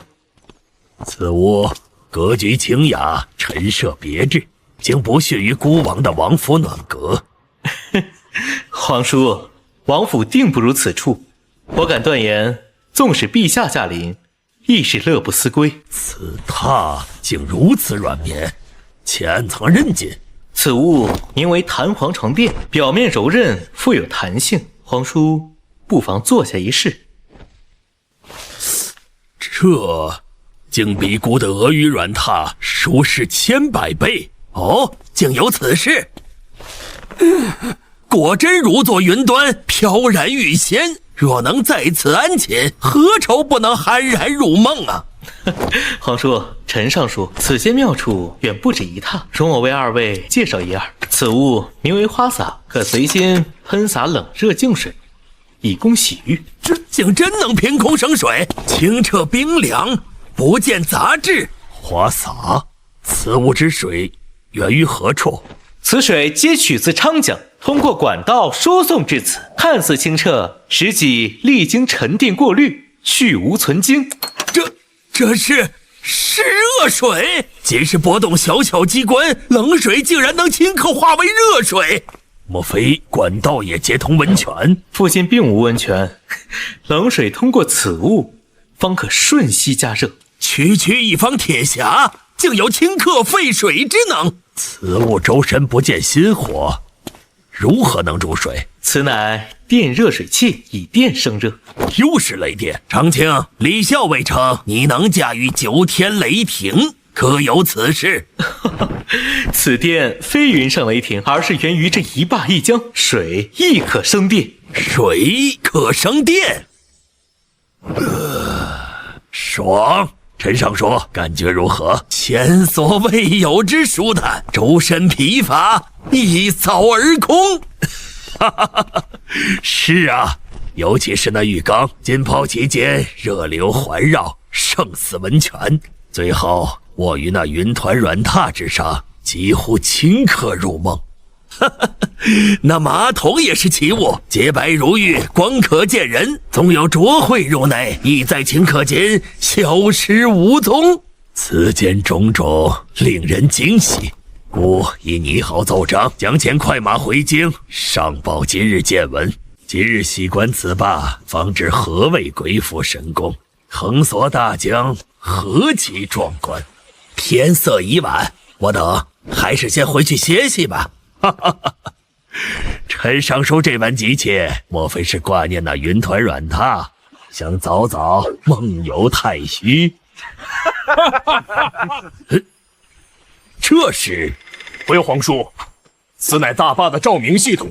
侯爷有言，坝上布有百盏电灯，如万千星辰，入夜自明。真乃奇观，恰如李校尉奸臣所言，灯火通明，夜如白昼。灯光辉映，江流尽成碎金，此景恐从天上来呀！此灯真乃神物，若我大前遍地皆是此物，岂不是永无长夜？陛下，察合台再度遣使，愿以5000匹战马换取过冬粮食。此事朕绝不同意。蛮族今岁无法南下劫掠，部落存粮告急，才以此计苟延。若与其交易，使其休养生息，来年养足战马，边塞仍存隐患。陛下，朕意已决，不必在意。陛下，南方800里加急！快念！臣江汉巡抚周义胜谨奏：南方雨势未休，连绵旬月，然昌江水势不涨反落，日渐平缓，洪患竟莫名消弭。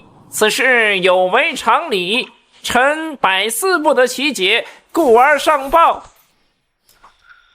南方水患已解，莫非是镇远侯已筑成大坝？陛下，臣不以为然。朱远侯筑坝至今不过1月，纵有通天之能，亦难完工。窃以为此乃陛下圣德感天，故得上苍垂怜，使洪灾自退。林相所言极是。定是陛下圣德隔天，故使河伯孝顺，水神敛为，实乃天有大钱呐！陛下，皇叔奏报。呈上来。好一个镇远侯，不愧为朕之肱骨，短短1月，竟于昌江之上为朕立起镇江神碑，锁住洪灾。此事竟是镇远侯所为，此等神迹不容错过，速备车驾，朕要亲临昌江，一睹为快。臣江汉巡抚周义胜恭迎圣驾。周亲平身。陛下亲率文武大臣亲临江汉，臣诚惶诚恐。如今昌江水势稍缓，然因雨未绝，臣恐生反复。陛下万金之躯，此时亲至，实如临深履薄啊！因为朕知道江汉不可能发生洪灾。陛下是因臣的奏报，方如此笃定。周亲可知，在你之后还有谁送来奏章？臣不知。是皇叔，他此刻正坐镇于乌林峡。皇叔此刻在上游勘察水情吗？1个多月前，朕曾命皇叔前往上游勘察。周青，你可知昌江为何一反常态？大雨连绵，却水患不兴。臣惭愧，至今百思不得其解。周大人，你可曾派人溯流而上，直抵乌灵峡？数日前已差人前往，但至今未归。昌江反常之因，正是在乌灵峡地界。莫非乌灵峡坍塌，堵住了昌江？是镇远侯，他于乌灵峡筑起一座擎天大坝，将整条昌江之水牢牢锁在上游。锁江？臣虽听闻镇远侯奉旨筑坝，可这才2月光景，他竟已攻城。巡抚，侯爷当年修筑3000里边墙，也不过2月，如今筑此一坝，有何奇怪？在陆地筑城与在江心立坝，岂可同日而语？昌江奔腾，怒涛如雷，近日更是大雨倾盆，水势倍增。要在昌江筑坝，须有挽天河、震蛟龙之力。朕也知其中艰难，然皇叔奏章明言，大坝已成，蓄水之深已达30余丈。30丈？若果真如此，那坝体该是何等巍峨参天！原来传闻并非虚假，镇远侯真在长江上游筑下神迹，我还倒是市井流言。若大坝属实，那洪灾消退之谜迎刃而解，定是侯爷镇住了江涛啊！侯爷身乃国之柱石，竟能锁住这滔滔江水。陛下此行可是要亲赴乌灵峡？正是。臣恳请半驾同行。陛下既言大坝已成，臣身为江汉巡抚，职责所在，必当亲眼见证，以恩民心。陛下，我们到了。这还真是擎天之柱，镇江之碑。侯爷果真有偷天换日之能，竟在昌江之上再造神迹。此坝可锁昌江，从今往后，我江汉百姓可免受洪涛之苦。冯长青，你贵为侯爷，而今又立此奇功，足以封王。困扰历代献王的长江水患，莫非要成为历史？镇远侯又立下奇功，此功不比铸造长城逊色，却不知陛下该如何封赏。我就知道，若留在大前，定能亲眼见证又一神迹降临。这真是1月之功，此坝竟比那铁壁长城还要高出10余丈。此坝最高，但我观此江水平缓，并无传闻凶险。修此巨坝，未免有些大材小用，劳民伤财。陛下，大事不好！大坝决口了，快移驾高处！陛下，冯长青真乃国贼，此坝粗制滥造，如今被江水冲垮，下游百姓恐遭灭顶之灾呀！哎呀，快走！再迟疑片刻，我等即要葬身鱼腹啊！完了，下游百姓撤离不及，必是死伤无数，镇远侯误国误民呐！妙极，大坝居然塌了，看这大钱如何收场。镇远侯能筑长城，却无法驯服长江，强行镇压只会遭江水反噬。快跑！洪水将至，你们为何不逃？陛下勿扰，诸位同僚不必惊慌，此非大坝坍塌，乃是正常泄洪，以此调控上游水量。皇叔，你确定此非江涛毁坝之象？陛下放心，此等景象近日已反复数次，臣早已司空见惯了。陛下，请看这些百姓，他们为何安然不动？正因为他们知晓大坝安稳无忧啊！百姓处之泰然，看来皇叔所言非虚。居然只是泄洪！可惜未能见到好戏上演。既是泄水导洪，水流何必冲天而起？镇远侯曾言，此坝上游蓄水40丈，与下游落差悬殊，若以长法泄水，急流如斧，恐伤及大坝根基。此法虽声势浩大，却能化险为夷。此言确实有道理。等等，皇叔奏章中提及蓄水，分明为30丈，此刻为何变成40丈？皆因今日于事不决，上游积水已悄然涨了10丈。40丈，若此坝有失，那滔天洪水。周大人所言极是，此坝一旦溃决，莫说江汉，这临近州府皆成汪洋，无人可免。此坝虽然能挡住今岁洪灾，却也如悬顶之剑啊！稍有不慎，后果不堪设想。如此说来，建此大坝岂非福祸相依？侯爷今时动工，他日若大坝被毁，放肆！胆敢在此妄言，动摇人心！哼！待诸位见识大坝之间，自知方才所言是多么可笑。皇叔，前头带路，朕要亲眼看看这镇江神碑究竟是何模样。好一副奇景，此坝竟如天神臂膀，将长江揽入怀中。未登上此坝，只知其雄伟；身临其上，方知己身如尘埃渺小。好似顷刻间被这浩瀚江水吞没。朕乃天下第一体官，浑然一体，固若金汤。皇叔所言不虚，长江之水绝难撼动此坝。这长江若是恶龙，此坝便是斩龙台。天神在上，此生竟能见此神迹！原来是我小觑了长江，如此狂涛竟被镇远侯降服，莫非有河神助他一臂之力？大坝上下落差20余丈，镇远侯当真好本事！哈哈哈哈！陛下，侯爷筑此大坝，不止抵御今岁洪灾，纵是千年不遇的滔天洪水，亦难撼动分毫。此坝能抵挡千年洪灾？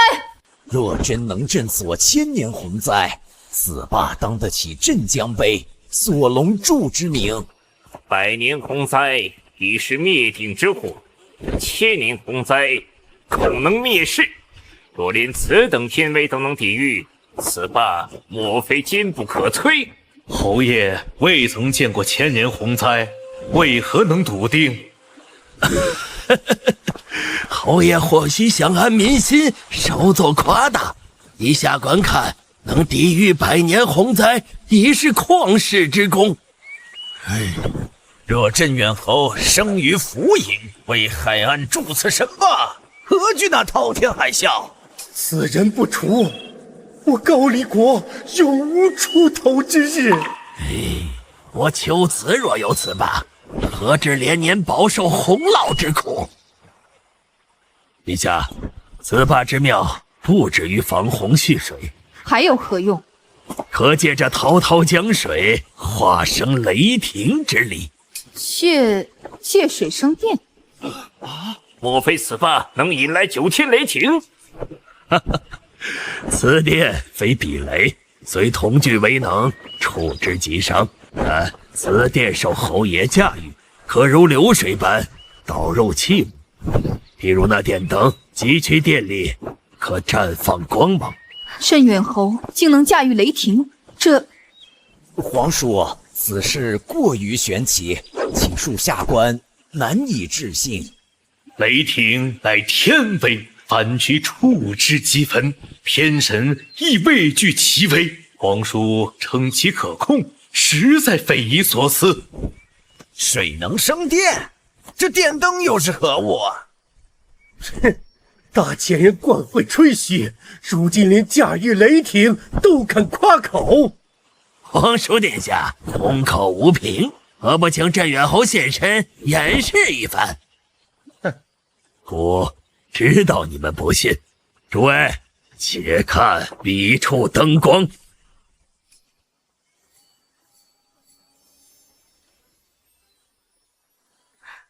此光皎洁，远胜烛火100倍。无火自明，真乃神物。莫非此物乃电灯？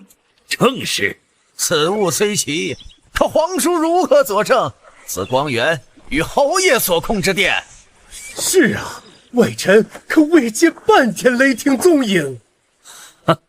二位使臣若想亲身体验，倒也简单。只是这雷霆之力刚猛无仇，稍有不慎，恐伤及二位贵体。却不知二位可敢一试？有何不敢？来人，向侯爷借一电棍，让二位使臣亲身感受一番何谓雷霆之力。臣参见陛下。爱卿平身。听闻有人想领略雷霆之威，二位使臣当真要试这电棍之威？咱们有言在先，若稍后有什么闪失，可不要怪我。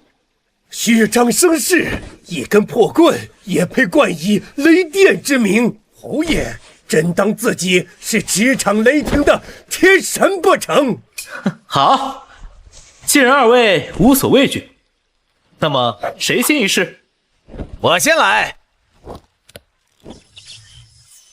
侯爷，且慢！且慢个锤子！吃我一电！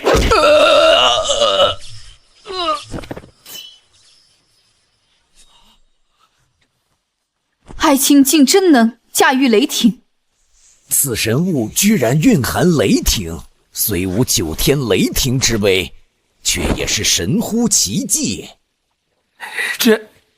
这一击之下，福音使臣焉能活命？若我军将士持此神兵横扫战场，指日可待。莫非此霸真能生电？此神物不到半臂长，竟藏有天威！诸位，此刻可否还质疑过？高丽使臣，轮到你了。侯爷，外臣认输。哦，方才不是说我虚张声势吗？侯爷，饶命！迟了，你也吃我一电！求此使臣可要一同品鉴？不，外臣心服口服。陛下，镇远侯杀害2位使臣，闯下大祸，福音高丽岂能甘休？林相多虑了，电棍之威只伤不杀，他们片刻即醒，何况是2位使臣执意要事，众人皆可为证。林相此言，莫非是要颠倒是非？未死，这不可能！雷霆之力，处之即死。林相若是不信，亲自一试，可知真假？侯爷，我信。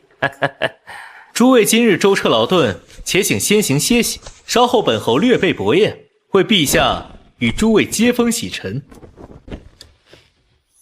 果真如坠云团，温软异常。朕往日所握之龙榻，与其相比，恰如顽石比美玉。此物竟如此销魂蚀骨，回京之时，定要向封爱卿讨要一张。此坝之内，竟处处暗藏玄机，区区一个小机关，竟能掌控电灯之明暗，竟以上好陶瓷铸造便器，当真奢华。洁白如玉，不染纤尘，也无半分晦气。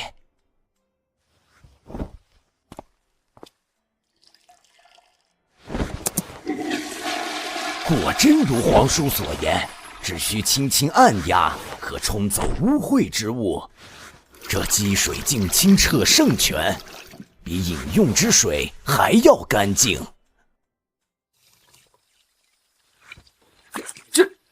水温恰到好处，小小铁匣竟能化寒为暖。皇叔称此物亦靠电力驱动，这电力可放光华，可废冷水，真乃妙用无穷。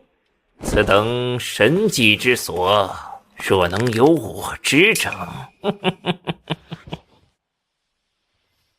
封爱卿此间一桌一椅皆别具匠心，美轮美奂，朕前所未见。陛下过誉了。修建大坝时，系统自动配好内外设施，包括桌椅也是配套的。唉，陛下为何叹息？诸位爱卿，今日朕浅尝辄止，竟以乐不思归，甚至心血来潮，都想迁都到此。陛下，迁都只是关乎国本，万万不可儿戏。皇叔所言极是，不过陛下，臣倒有一法，此坝虽不可移，但可命镇远侯在京师左近，防此神迹，再筑一新坝，如此岂不是两全其美乎？风爱卿，你认为如何？陛下，此事恕难从命。大胆镇远侯，你是要抗旨不遵吗？丞相稍安，风爱卿既出此言，必有深意，且容他奏明。陛下明鉴，京师之地水势平缓，水源堪堪，满足万民日用。若臣强行筑坝，恐截断水源，致使京城干涸，民生凋敝。因小失大，故臣不敢为之。爱卿思虑周详，是朕一时忘形了。待臣日后返京，必细细勘察周边水脉，再为陛下谋划万全之策。善，依卿所言，趁此次回京，想向爱卿讨一张云团软榻，不知爱卿可否割爱？陛下开口，臣自当奉上。侯爷，孤皇叔也有一张。诸位大人，美味在前，岂可辜负？请。公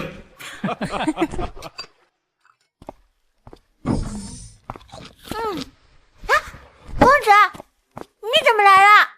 给你带了最爱吃的烤鸡腿，火候正好。多谢公子。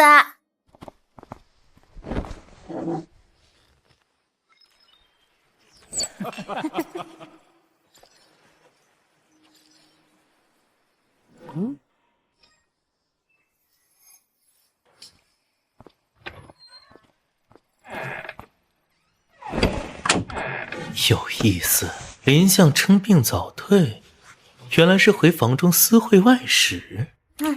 公主，准备好事儿。可惜房中没有监控。公子，要不要禀报陛下？当然。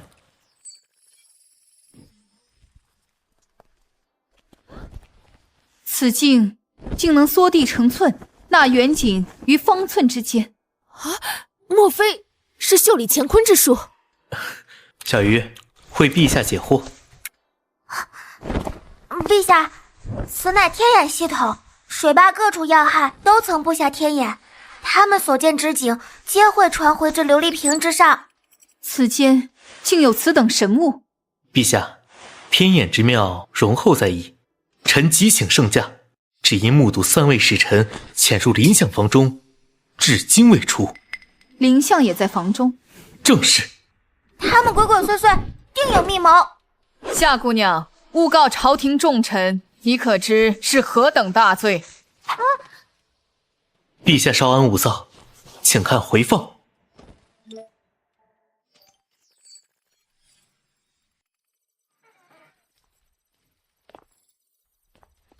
陛下，现在是否证据确凿？方才那是……正是臣欲禀报之事。你竟能令时光倒流，重现过往？侯爷，这是什么仙法？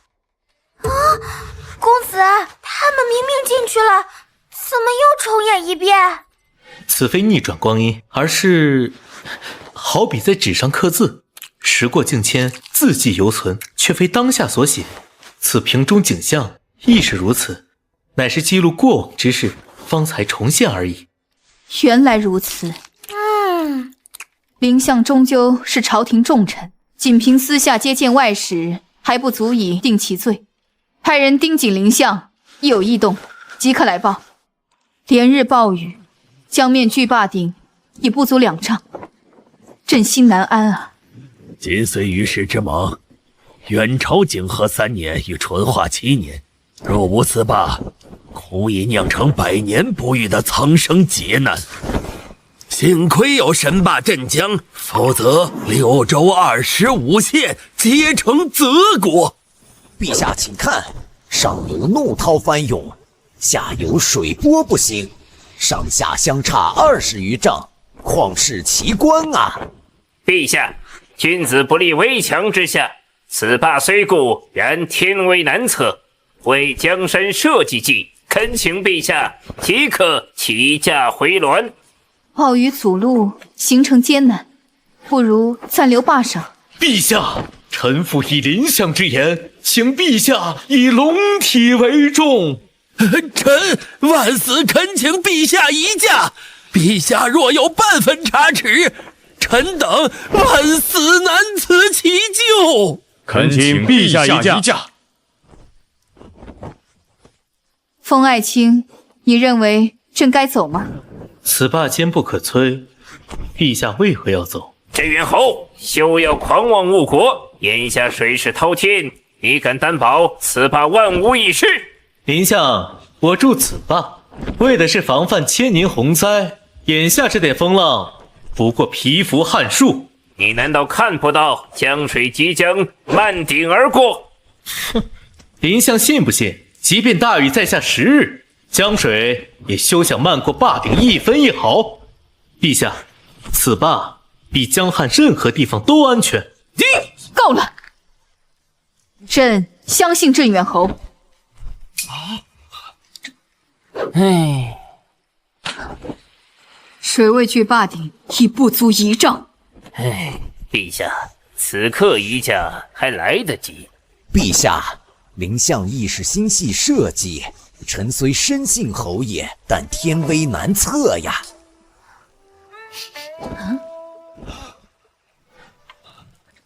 洪水压境，又能气定神闲，真乃大将风范。此景，犹如长青于长城之上，面对万炮齐鸣，仍能谈笑风生啊！镇远侯在洪涛前安之若素，朕又岂能先露怯色？去，为朕准备好新鲜食材。朕今日要与风爱卿共享这风雨中的繁殖之乐。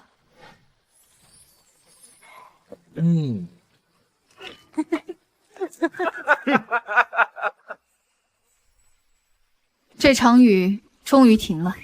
陛下，雨过天晴，红光乍现，此乃吉兆啊！陛下，按时节推算，长江雨季却已将近尾声。此坝傲立洪涛，坚不可摧，不负镇江神碑之名。陛下当日圣断，决意留下，实是英明无比。若非风爱卿泰然自若，朕又岂能安坐？镇远侯再立不世奇功，不知陛下此番当如何封赏？朕尚未思量妥当。风爱卿屡建奇功，立坝之功不亚于铸造长城。如今天下唯我大前坐拥2大旷世神迹。女帝陛下，若论神迹，我福营观星阁方可称冠绝天下。长城于此坝虽堪称雄伟，却远不及观星阁。福营使臣安敢在御前口出狂言？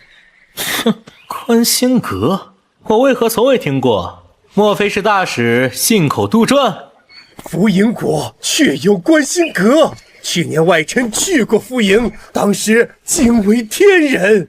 外臣也早闻观星阁盛名，传闻此阁建于千丈山巅，夜间伸手可摘星辰。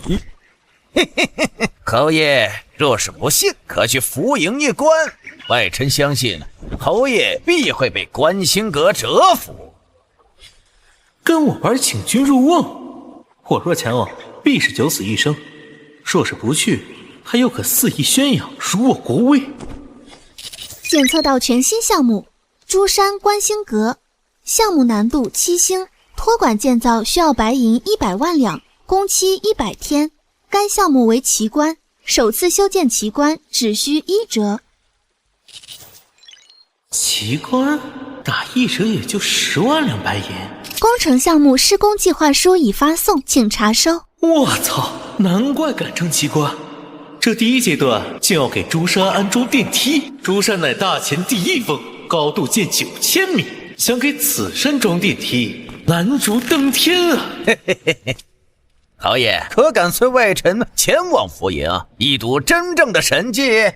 风爱卿，福营使者信口雌黄，你无需前往岛国。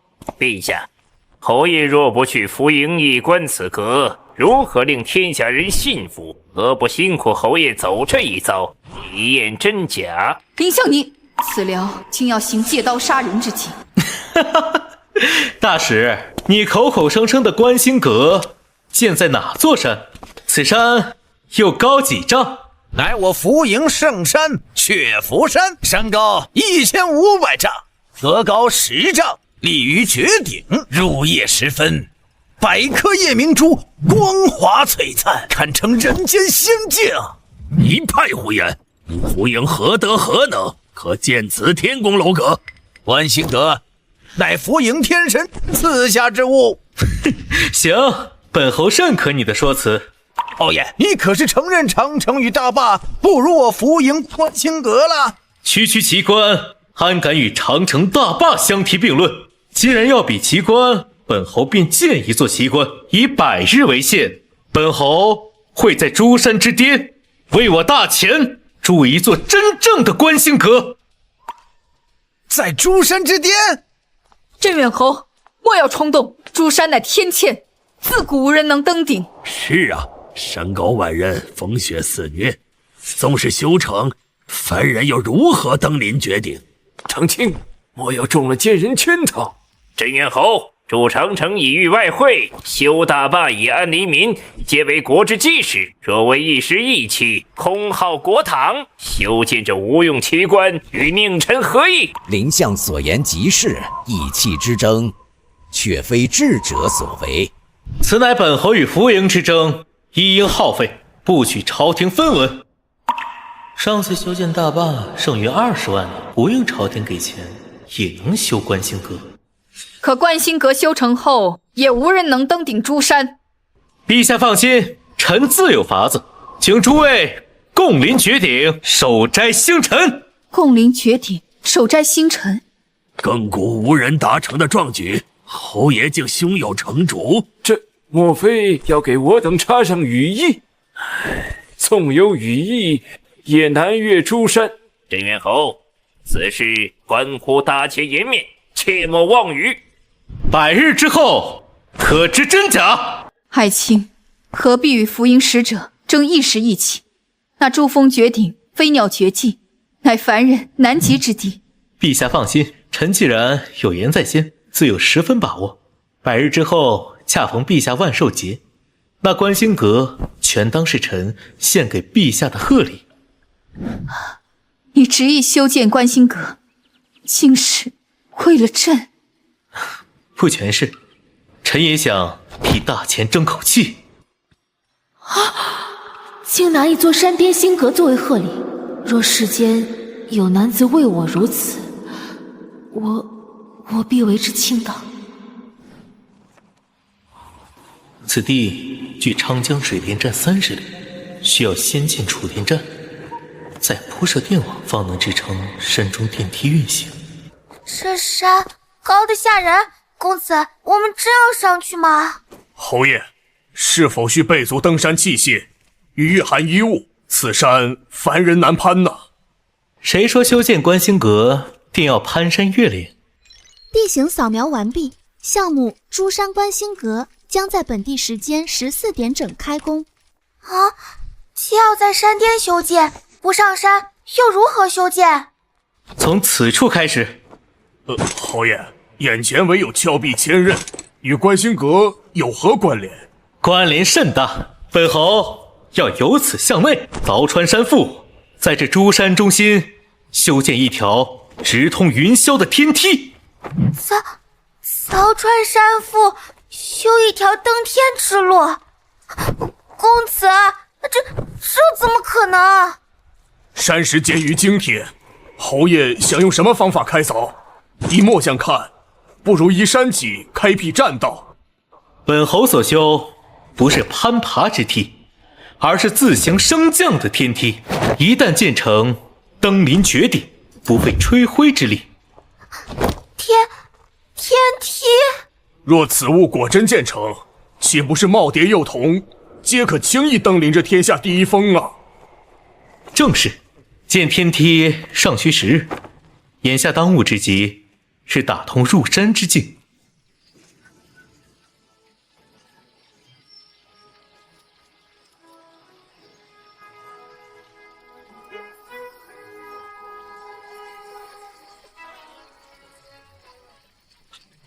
侯爷，此物真能啃噬岩壁？此盾构机专为凿通山脉而生，区区岩壁不在话下。真绝开了！岩壁在盾构机前，竟如豆腐般松软。这开凿出的隧洞，竟如此规整光滑。这铁甲巨蟒，竟以山岩为食。快看，它吞入腹中的岩石，皆从尾后排出。此物真正的玄妙，在于边挖掘边固壁成碎。李校尉，派兵驻守此地，闲杂人等不得靠近。末将领命。短短10日，竟真能开辟出一条幽邃之道。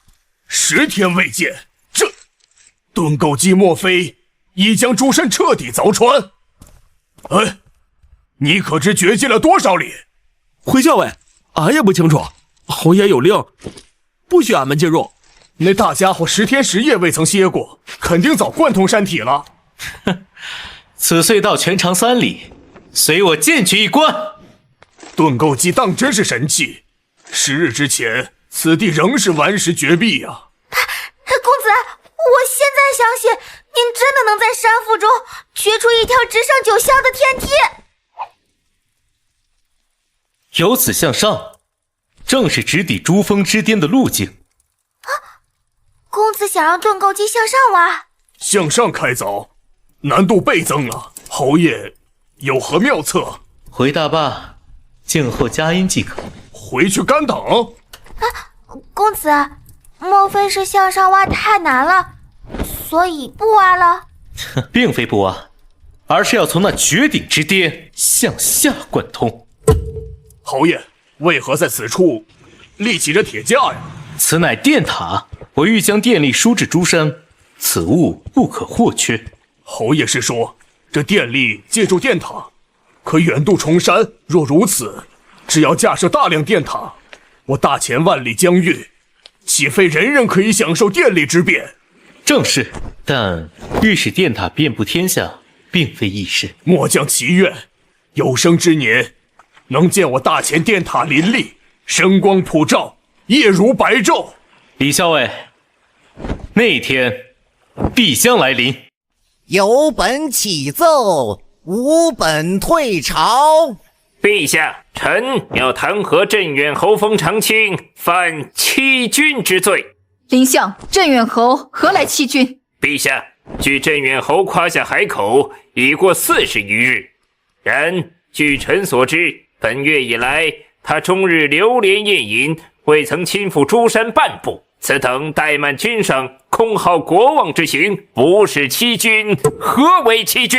陛下，若林相所言属实，镇远侯欺君罔上，动摇国本，必须从严发落，以正纲纪。陛下，怕是镇远侯深知诸山天险，难住心壳，当日不过是一时义气，如今骑虎难下。陛下，侯爷与福营赌约早已传遍朝野，沸沸扬扬。若万寿节之前拿不出宽心阁，我大前颜面扫地，必成万国笑柄啊！丞相，珠峰巍巍，非人力可及，即便最终未能建成，亦在常理之中，怎能轻易降罪？陛下，当日乃镇远侯一意孤行，非要与福营使臣争论，他个人颜面既失事小，我大前国歌尊严岂容儿戏？难道陛下真要等到万寿佳节，于四海宾朋面前让大钱蒙羞吗？林相，你想怎样？当一律严惩，昭告天下，以儆效尤。陛下不可！镇远侯北筑长城，南立镇江神碑，功在千秋，岂能因这莫须有之罪严惩？况欺君之说是林相一面之词，未经验证，不可轻断。皇叔所言方是老成持国之论。陛下，臣愿亲赴汉江，查明实情。陛下，臣上书公务臣身，此事还是由臣来办。听闻皇叔近日贵体欠安，汉江路远，若舟车劳顿，恐伤元气，还是由臣代劳为宜。皇叔和陈尚书分明是想去大坝享乐，二位不必再争，此事命江汉巡抚周义胜彻查。周巡抚何事匆匆忙忙？侯爷，朝中有变，林相在陛下面前参你犯下欺君之罪。我？林相指责你越狱未去诸山，不修关心阁，视为欺君。他未免过于心急。周巡抚来得正好，本侯正欲前往诸山，一观进展。你可愿同往？待你亲眼见过这欺君之罪，不便自明。这是周大人，此乃穿山隧道，1月前已经凿通。侯爷竟有劈山裂石之能，此洞有多深？约莫3里。约莫3里。侯爷莫要说笑，在岩壁中开凿3里隧洞，难如登天啊！哼，周大人若不信，何不随本侯入内一观？隧洞之深，果然不下3里。哇！夏姑娘，怎么了？上面竟然通了！那是……没错，诸山已上下连通。苍天在上，这何时又多了条通天之路啊？这究竟有多高啊？侯爷竟神不知鬼不觉，将之挖通。侯爷将这山体横竖打穿，莫非是想在这山腹之中建造一条天路？正是。过去50日，我在等横竖贯通这一刻。如今通道已成，天路可见。天路，侯爷的想法果真天马行空，非我等所能揣度。下官原以为侯爷要在山外修路，万想不到竟是藏梯于山腹。山外修路需抵御风霜雨雪，怎比得上山腹之中自成天地？周某佩服。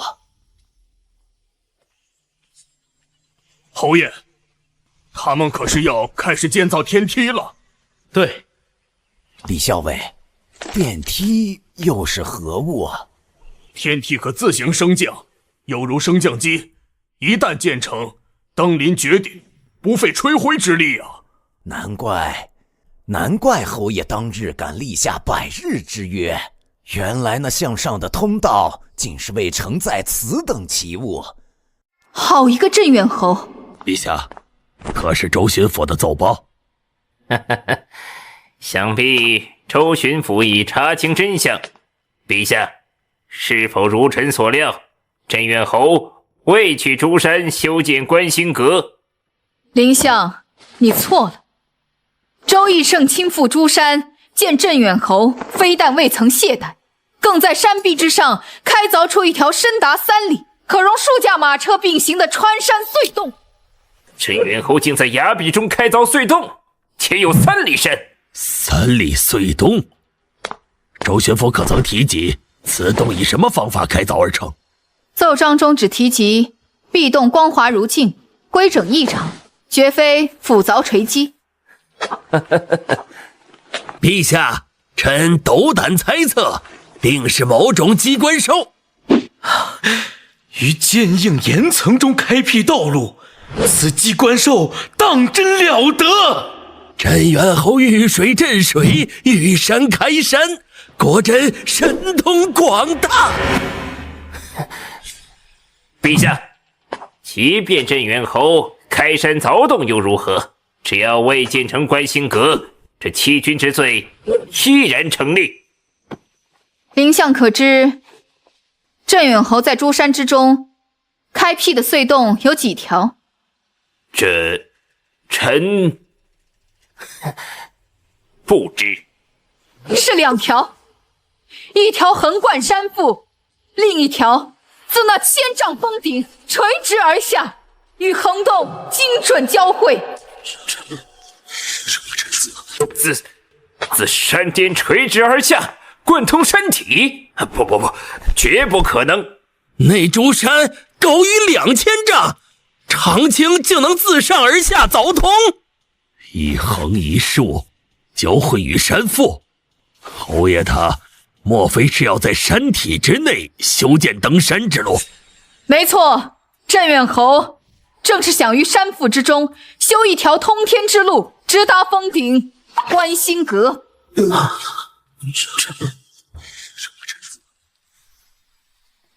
陛下，探子来报，早朝之后，那3位外邦使臣又悄悄前往相府。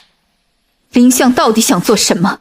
朝堂之上构陷忠良，私下与外人勾勾搭搭，真令朕失望透顶啊！陛下，今晨我们还截获了一封密函。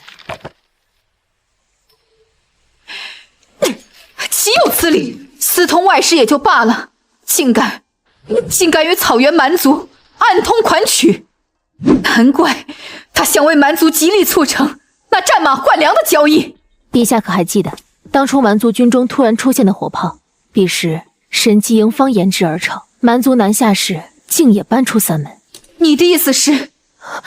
臣不敢妄断，仅是猜测。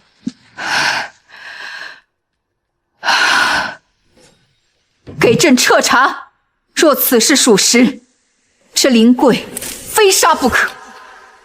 哇，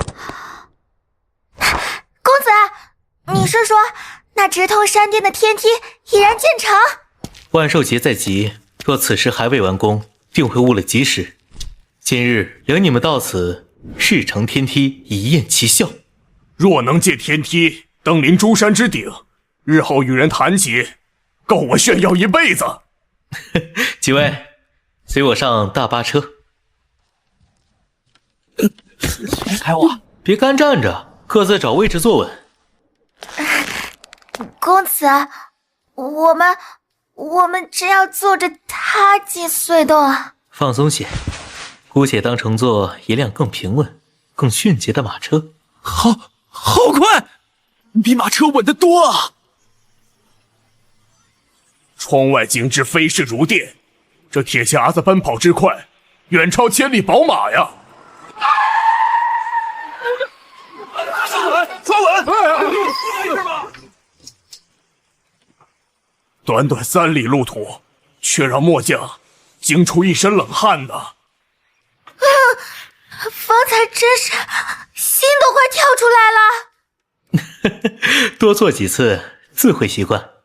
稍后体验天梯时，你们更需放宽心神。都进来，都坐下。此梯上行极快，但想抵达山巅，也需1刻钟。动了！天梯真的在飞升。虽不见外间天地，但这腾云驾雾之感，着实骇人。此生能乘此天梯直上诸山之巅，真乃3生有幸。侯爷，若是这天梯行至半空，忽然下坠，又该如何？若真如此，自是摔成肉泥，十死无生。公子莫要吓唬我等。实话告诉你们，此电梯拥有100多道安全举措，除非诸山崩塌，否则安全无忧。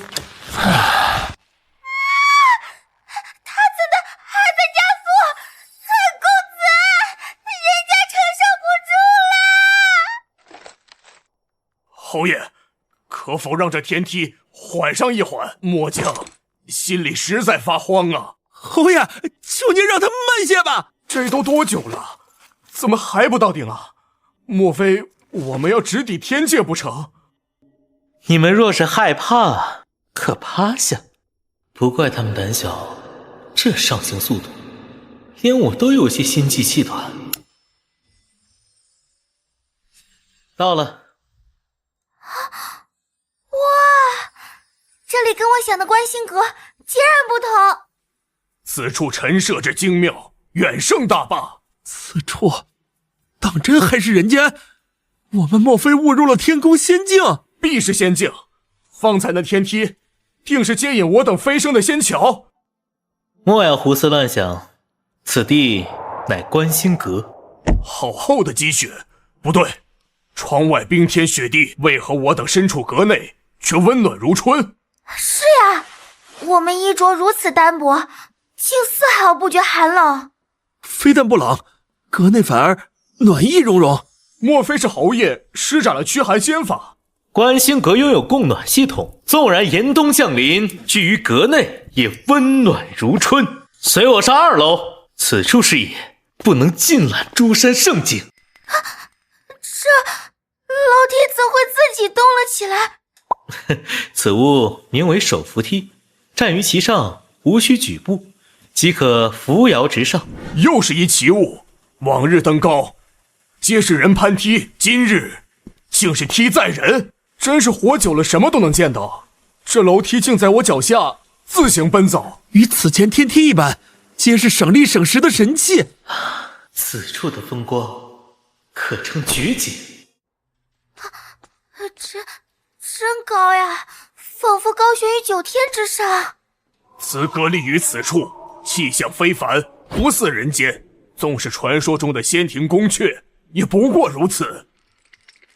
总觉得一阵大风吹过，整座楼阁就会坠入深渊。普天之下，唯有侯爷能有此通天手段，在这诸山之巅筑此神阁呀！侯爷，如今即便那伏营国在雪伏山上建10座观星阁，也无法与此阁相提并论呢。走，我们去别处瞧瞧。时辰不早，我们该回去了。上来时你们已是心惊胆战，这下去怕是又要经历一番磨难。公子，我能不能就留在这不走啦？此地未备米粮，你想在此餐风饮露，羽化登仙不成？只求这天梯下行时能稍缓一些，末将真怕这3魂7魄经此一下散去大半。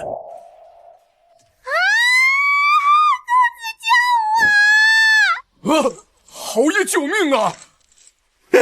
亲娘下次即使给俺一座金山，也不想再上诸山。老天爷保佑，祖宗保佑，俺上有老下有小的，可不能死在此处啊！别鬼哭狼嚎了，叫得我耳朵疼。一个个如同鬼门关前走过一遭，何至于此？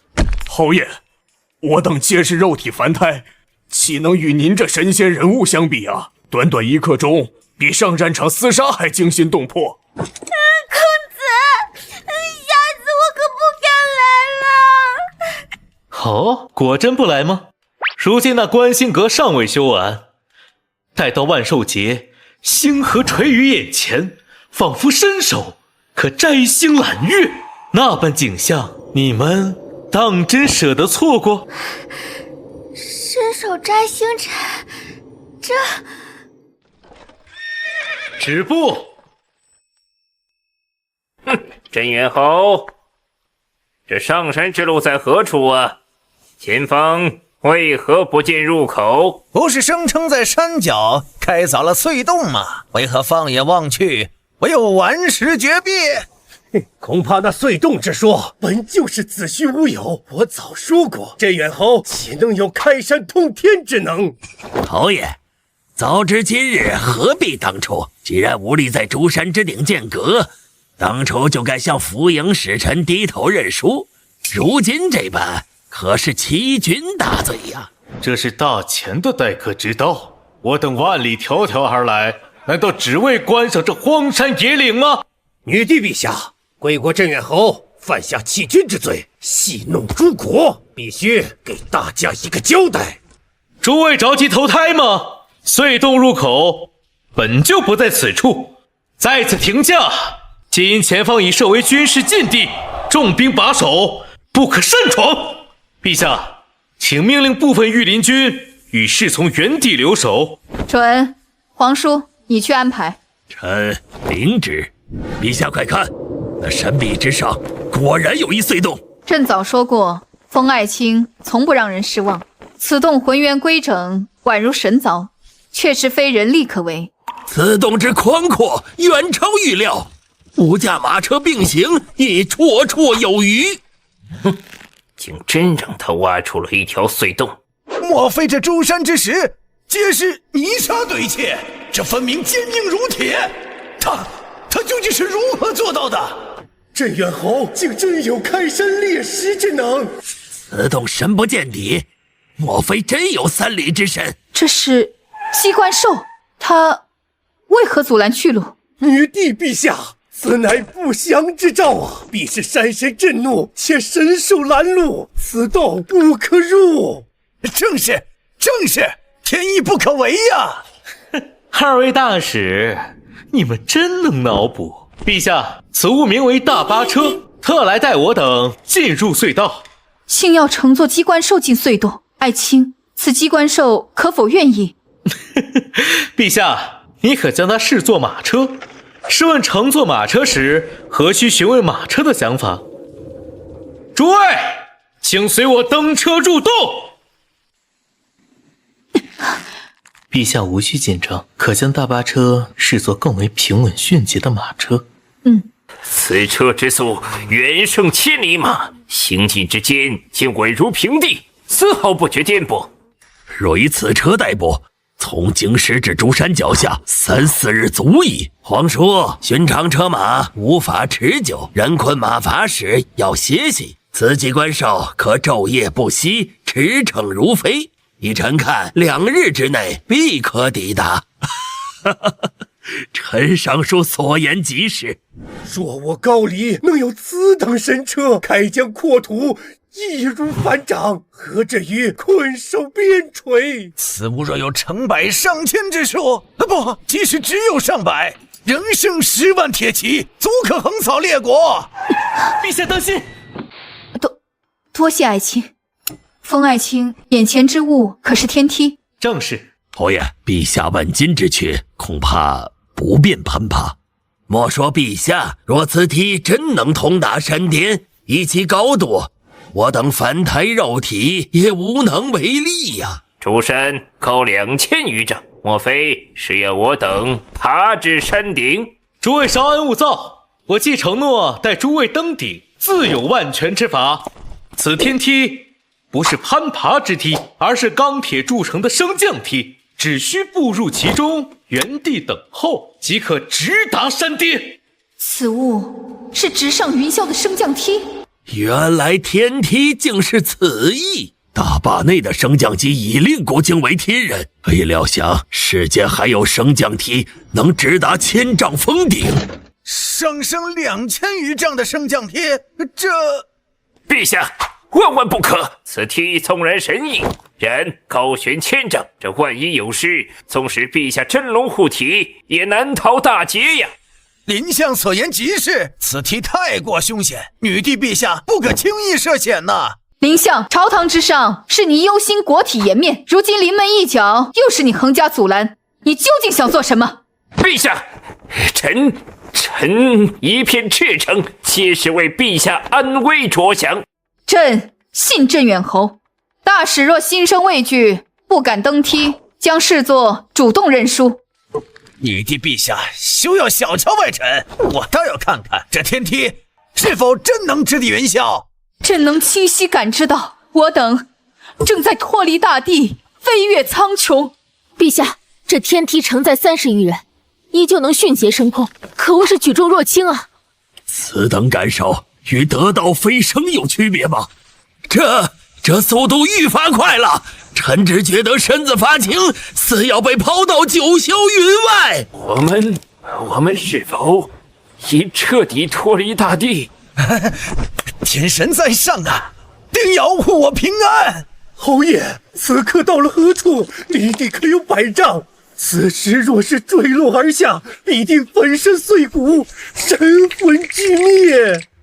脚下虚浮，心中无根，就不该踏上此梯。诸位何必忧惧？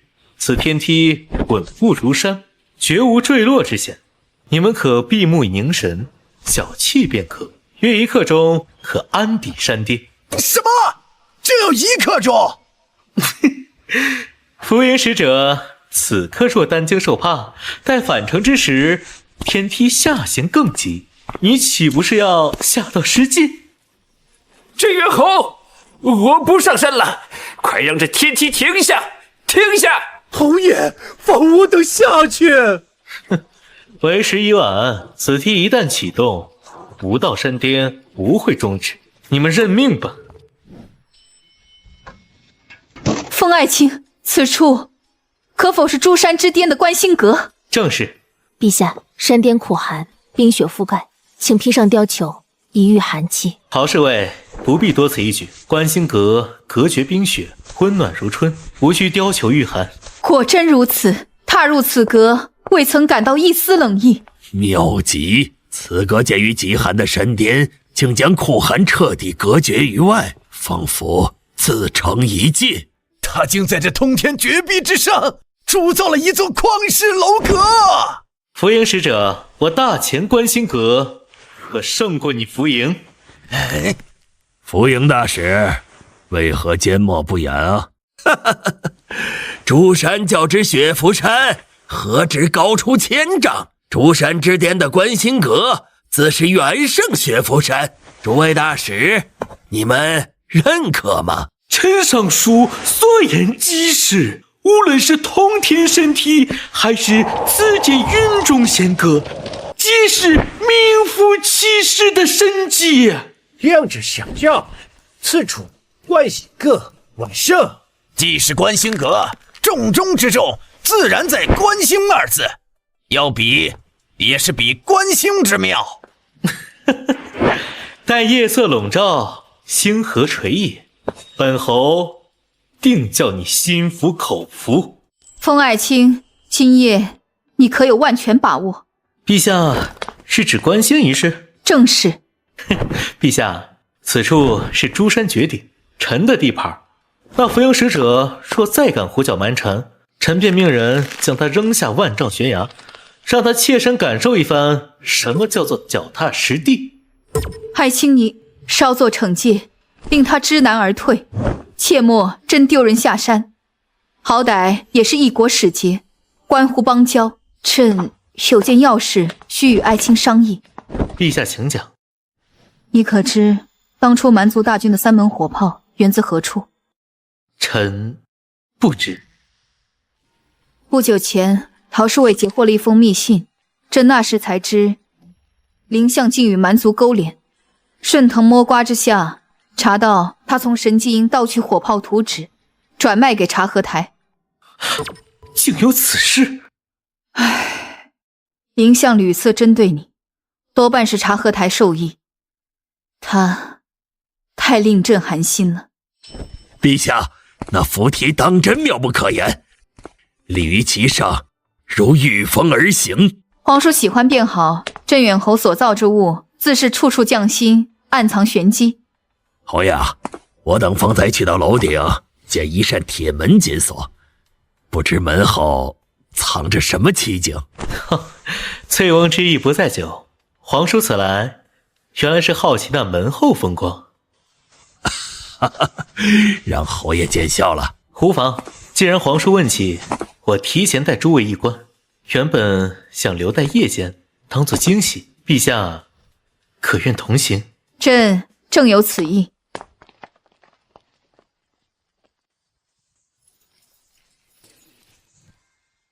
此处空空如也，似乎并无特殊之处，为何要紧锁门户？陛下，此处乃观星台，今夜我们要在此共赏星河。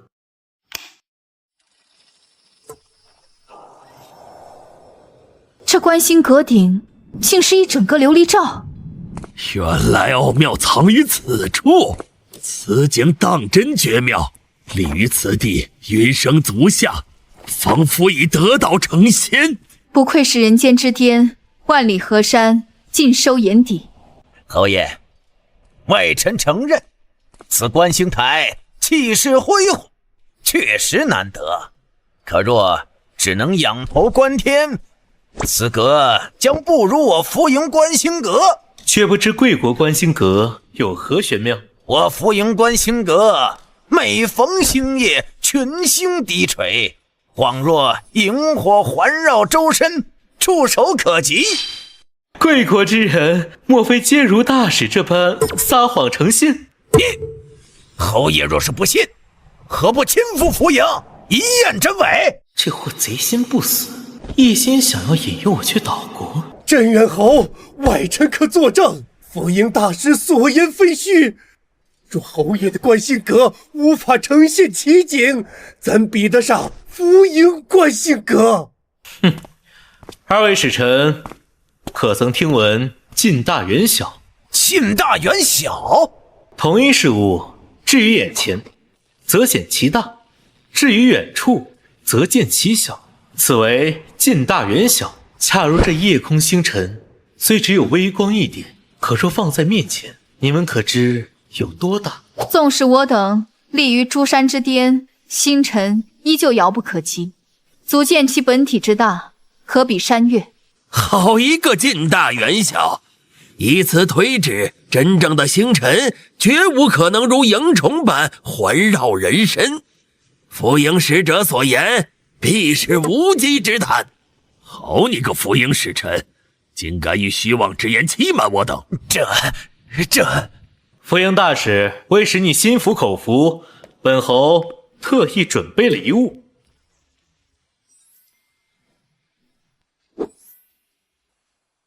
风爱卿，这是什么？回陛下，此物乃天文望远镜，借助此镜可观星辰。侯爷，此刻难道看不见星辰吗？何须再借助此镜？皇叔莫非只想雾里看花？难道不想知晓那9天星辰究竟是什么模样？是玉宇琼楼，还是神山火海？长卿，你是说借助此镜可得千里眼神通，窥见星辰本相？可以这样理解。快，朕要第一个试试这千里眼。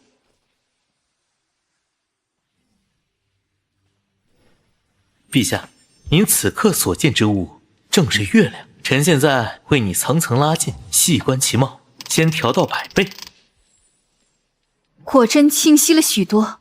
500倍，1000倍。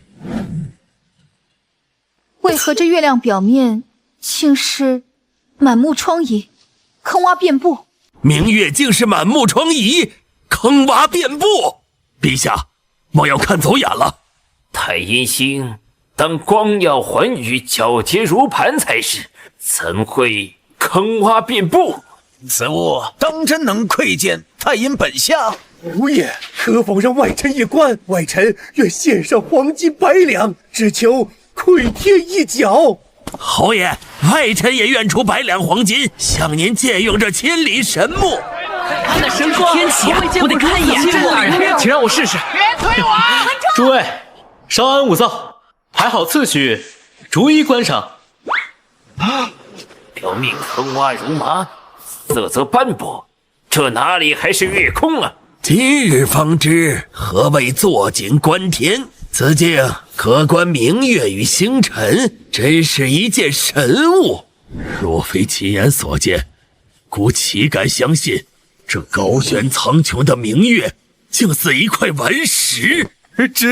太值了！今日竟能一窥太阴真容，待我回到浮营，定要将今日所见著书立说，传于后世。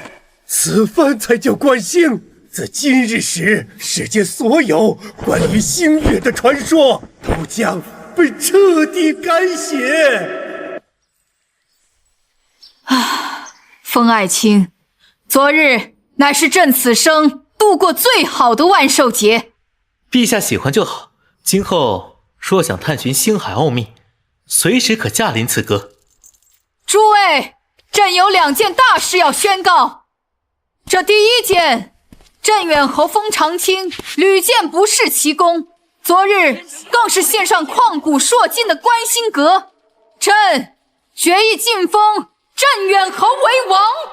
这第二件，与当朝宰相林贵有关，经朕严密查证，林贵已与蛮族勾连已久，竟倒卖神机引火炮机密，此乃叛国，罪无可赦。陛下，约我呀！哼，证据确凿，容不得狡辩。来人，将林贵押下，严加看管。朕闻乾坤吉利，必赖肱骨之臣，社稷永安，实仗栋梁之力。今有镇远侯封长清，秉忠贞之志，怀精伟之才，短短1载，铸就3件不世奇功，任意皆可光耀史册。其一，围筑3000里铁壁长城，锁越边关，使蛮骑望强兴叹，护我大秦黎民安居乐业，此乃安邦之功。其二，南立长江凌云大坝，驯服苍龙，弥平100年水患，则比6州生灵免遭涂炭，此乃定国之功。其三，与诸山绝顶筑观星神阁，尽窥玄奥于灵台，开启民智于蒙昧，此乃开化之功。此3功，安邦、定国、开化，功在当代，利在千秋。今顺应天意，从乎民心，特晋封清为山河王。日月所照，山河所致，今后当由卿为朕镇守。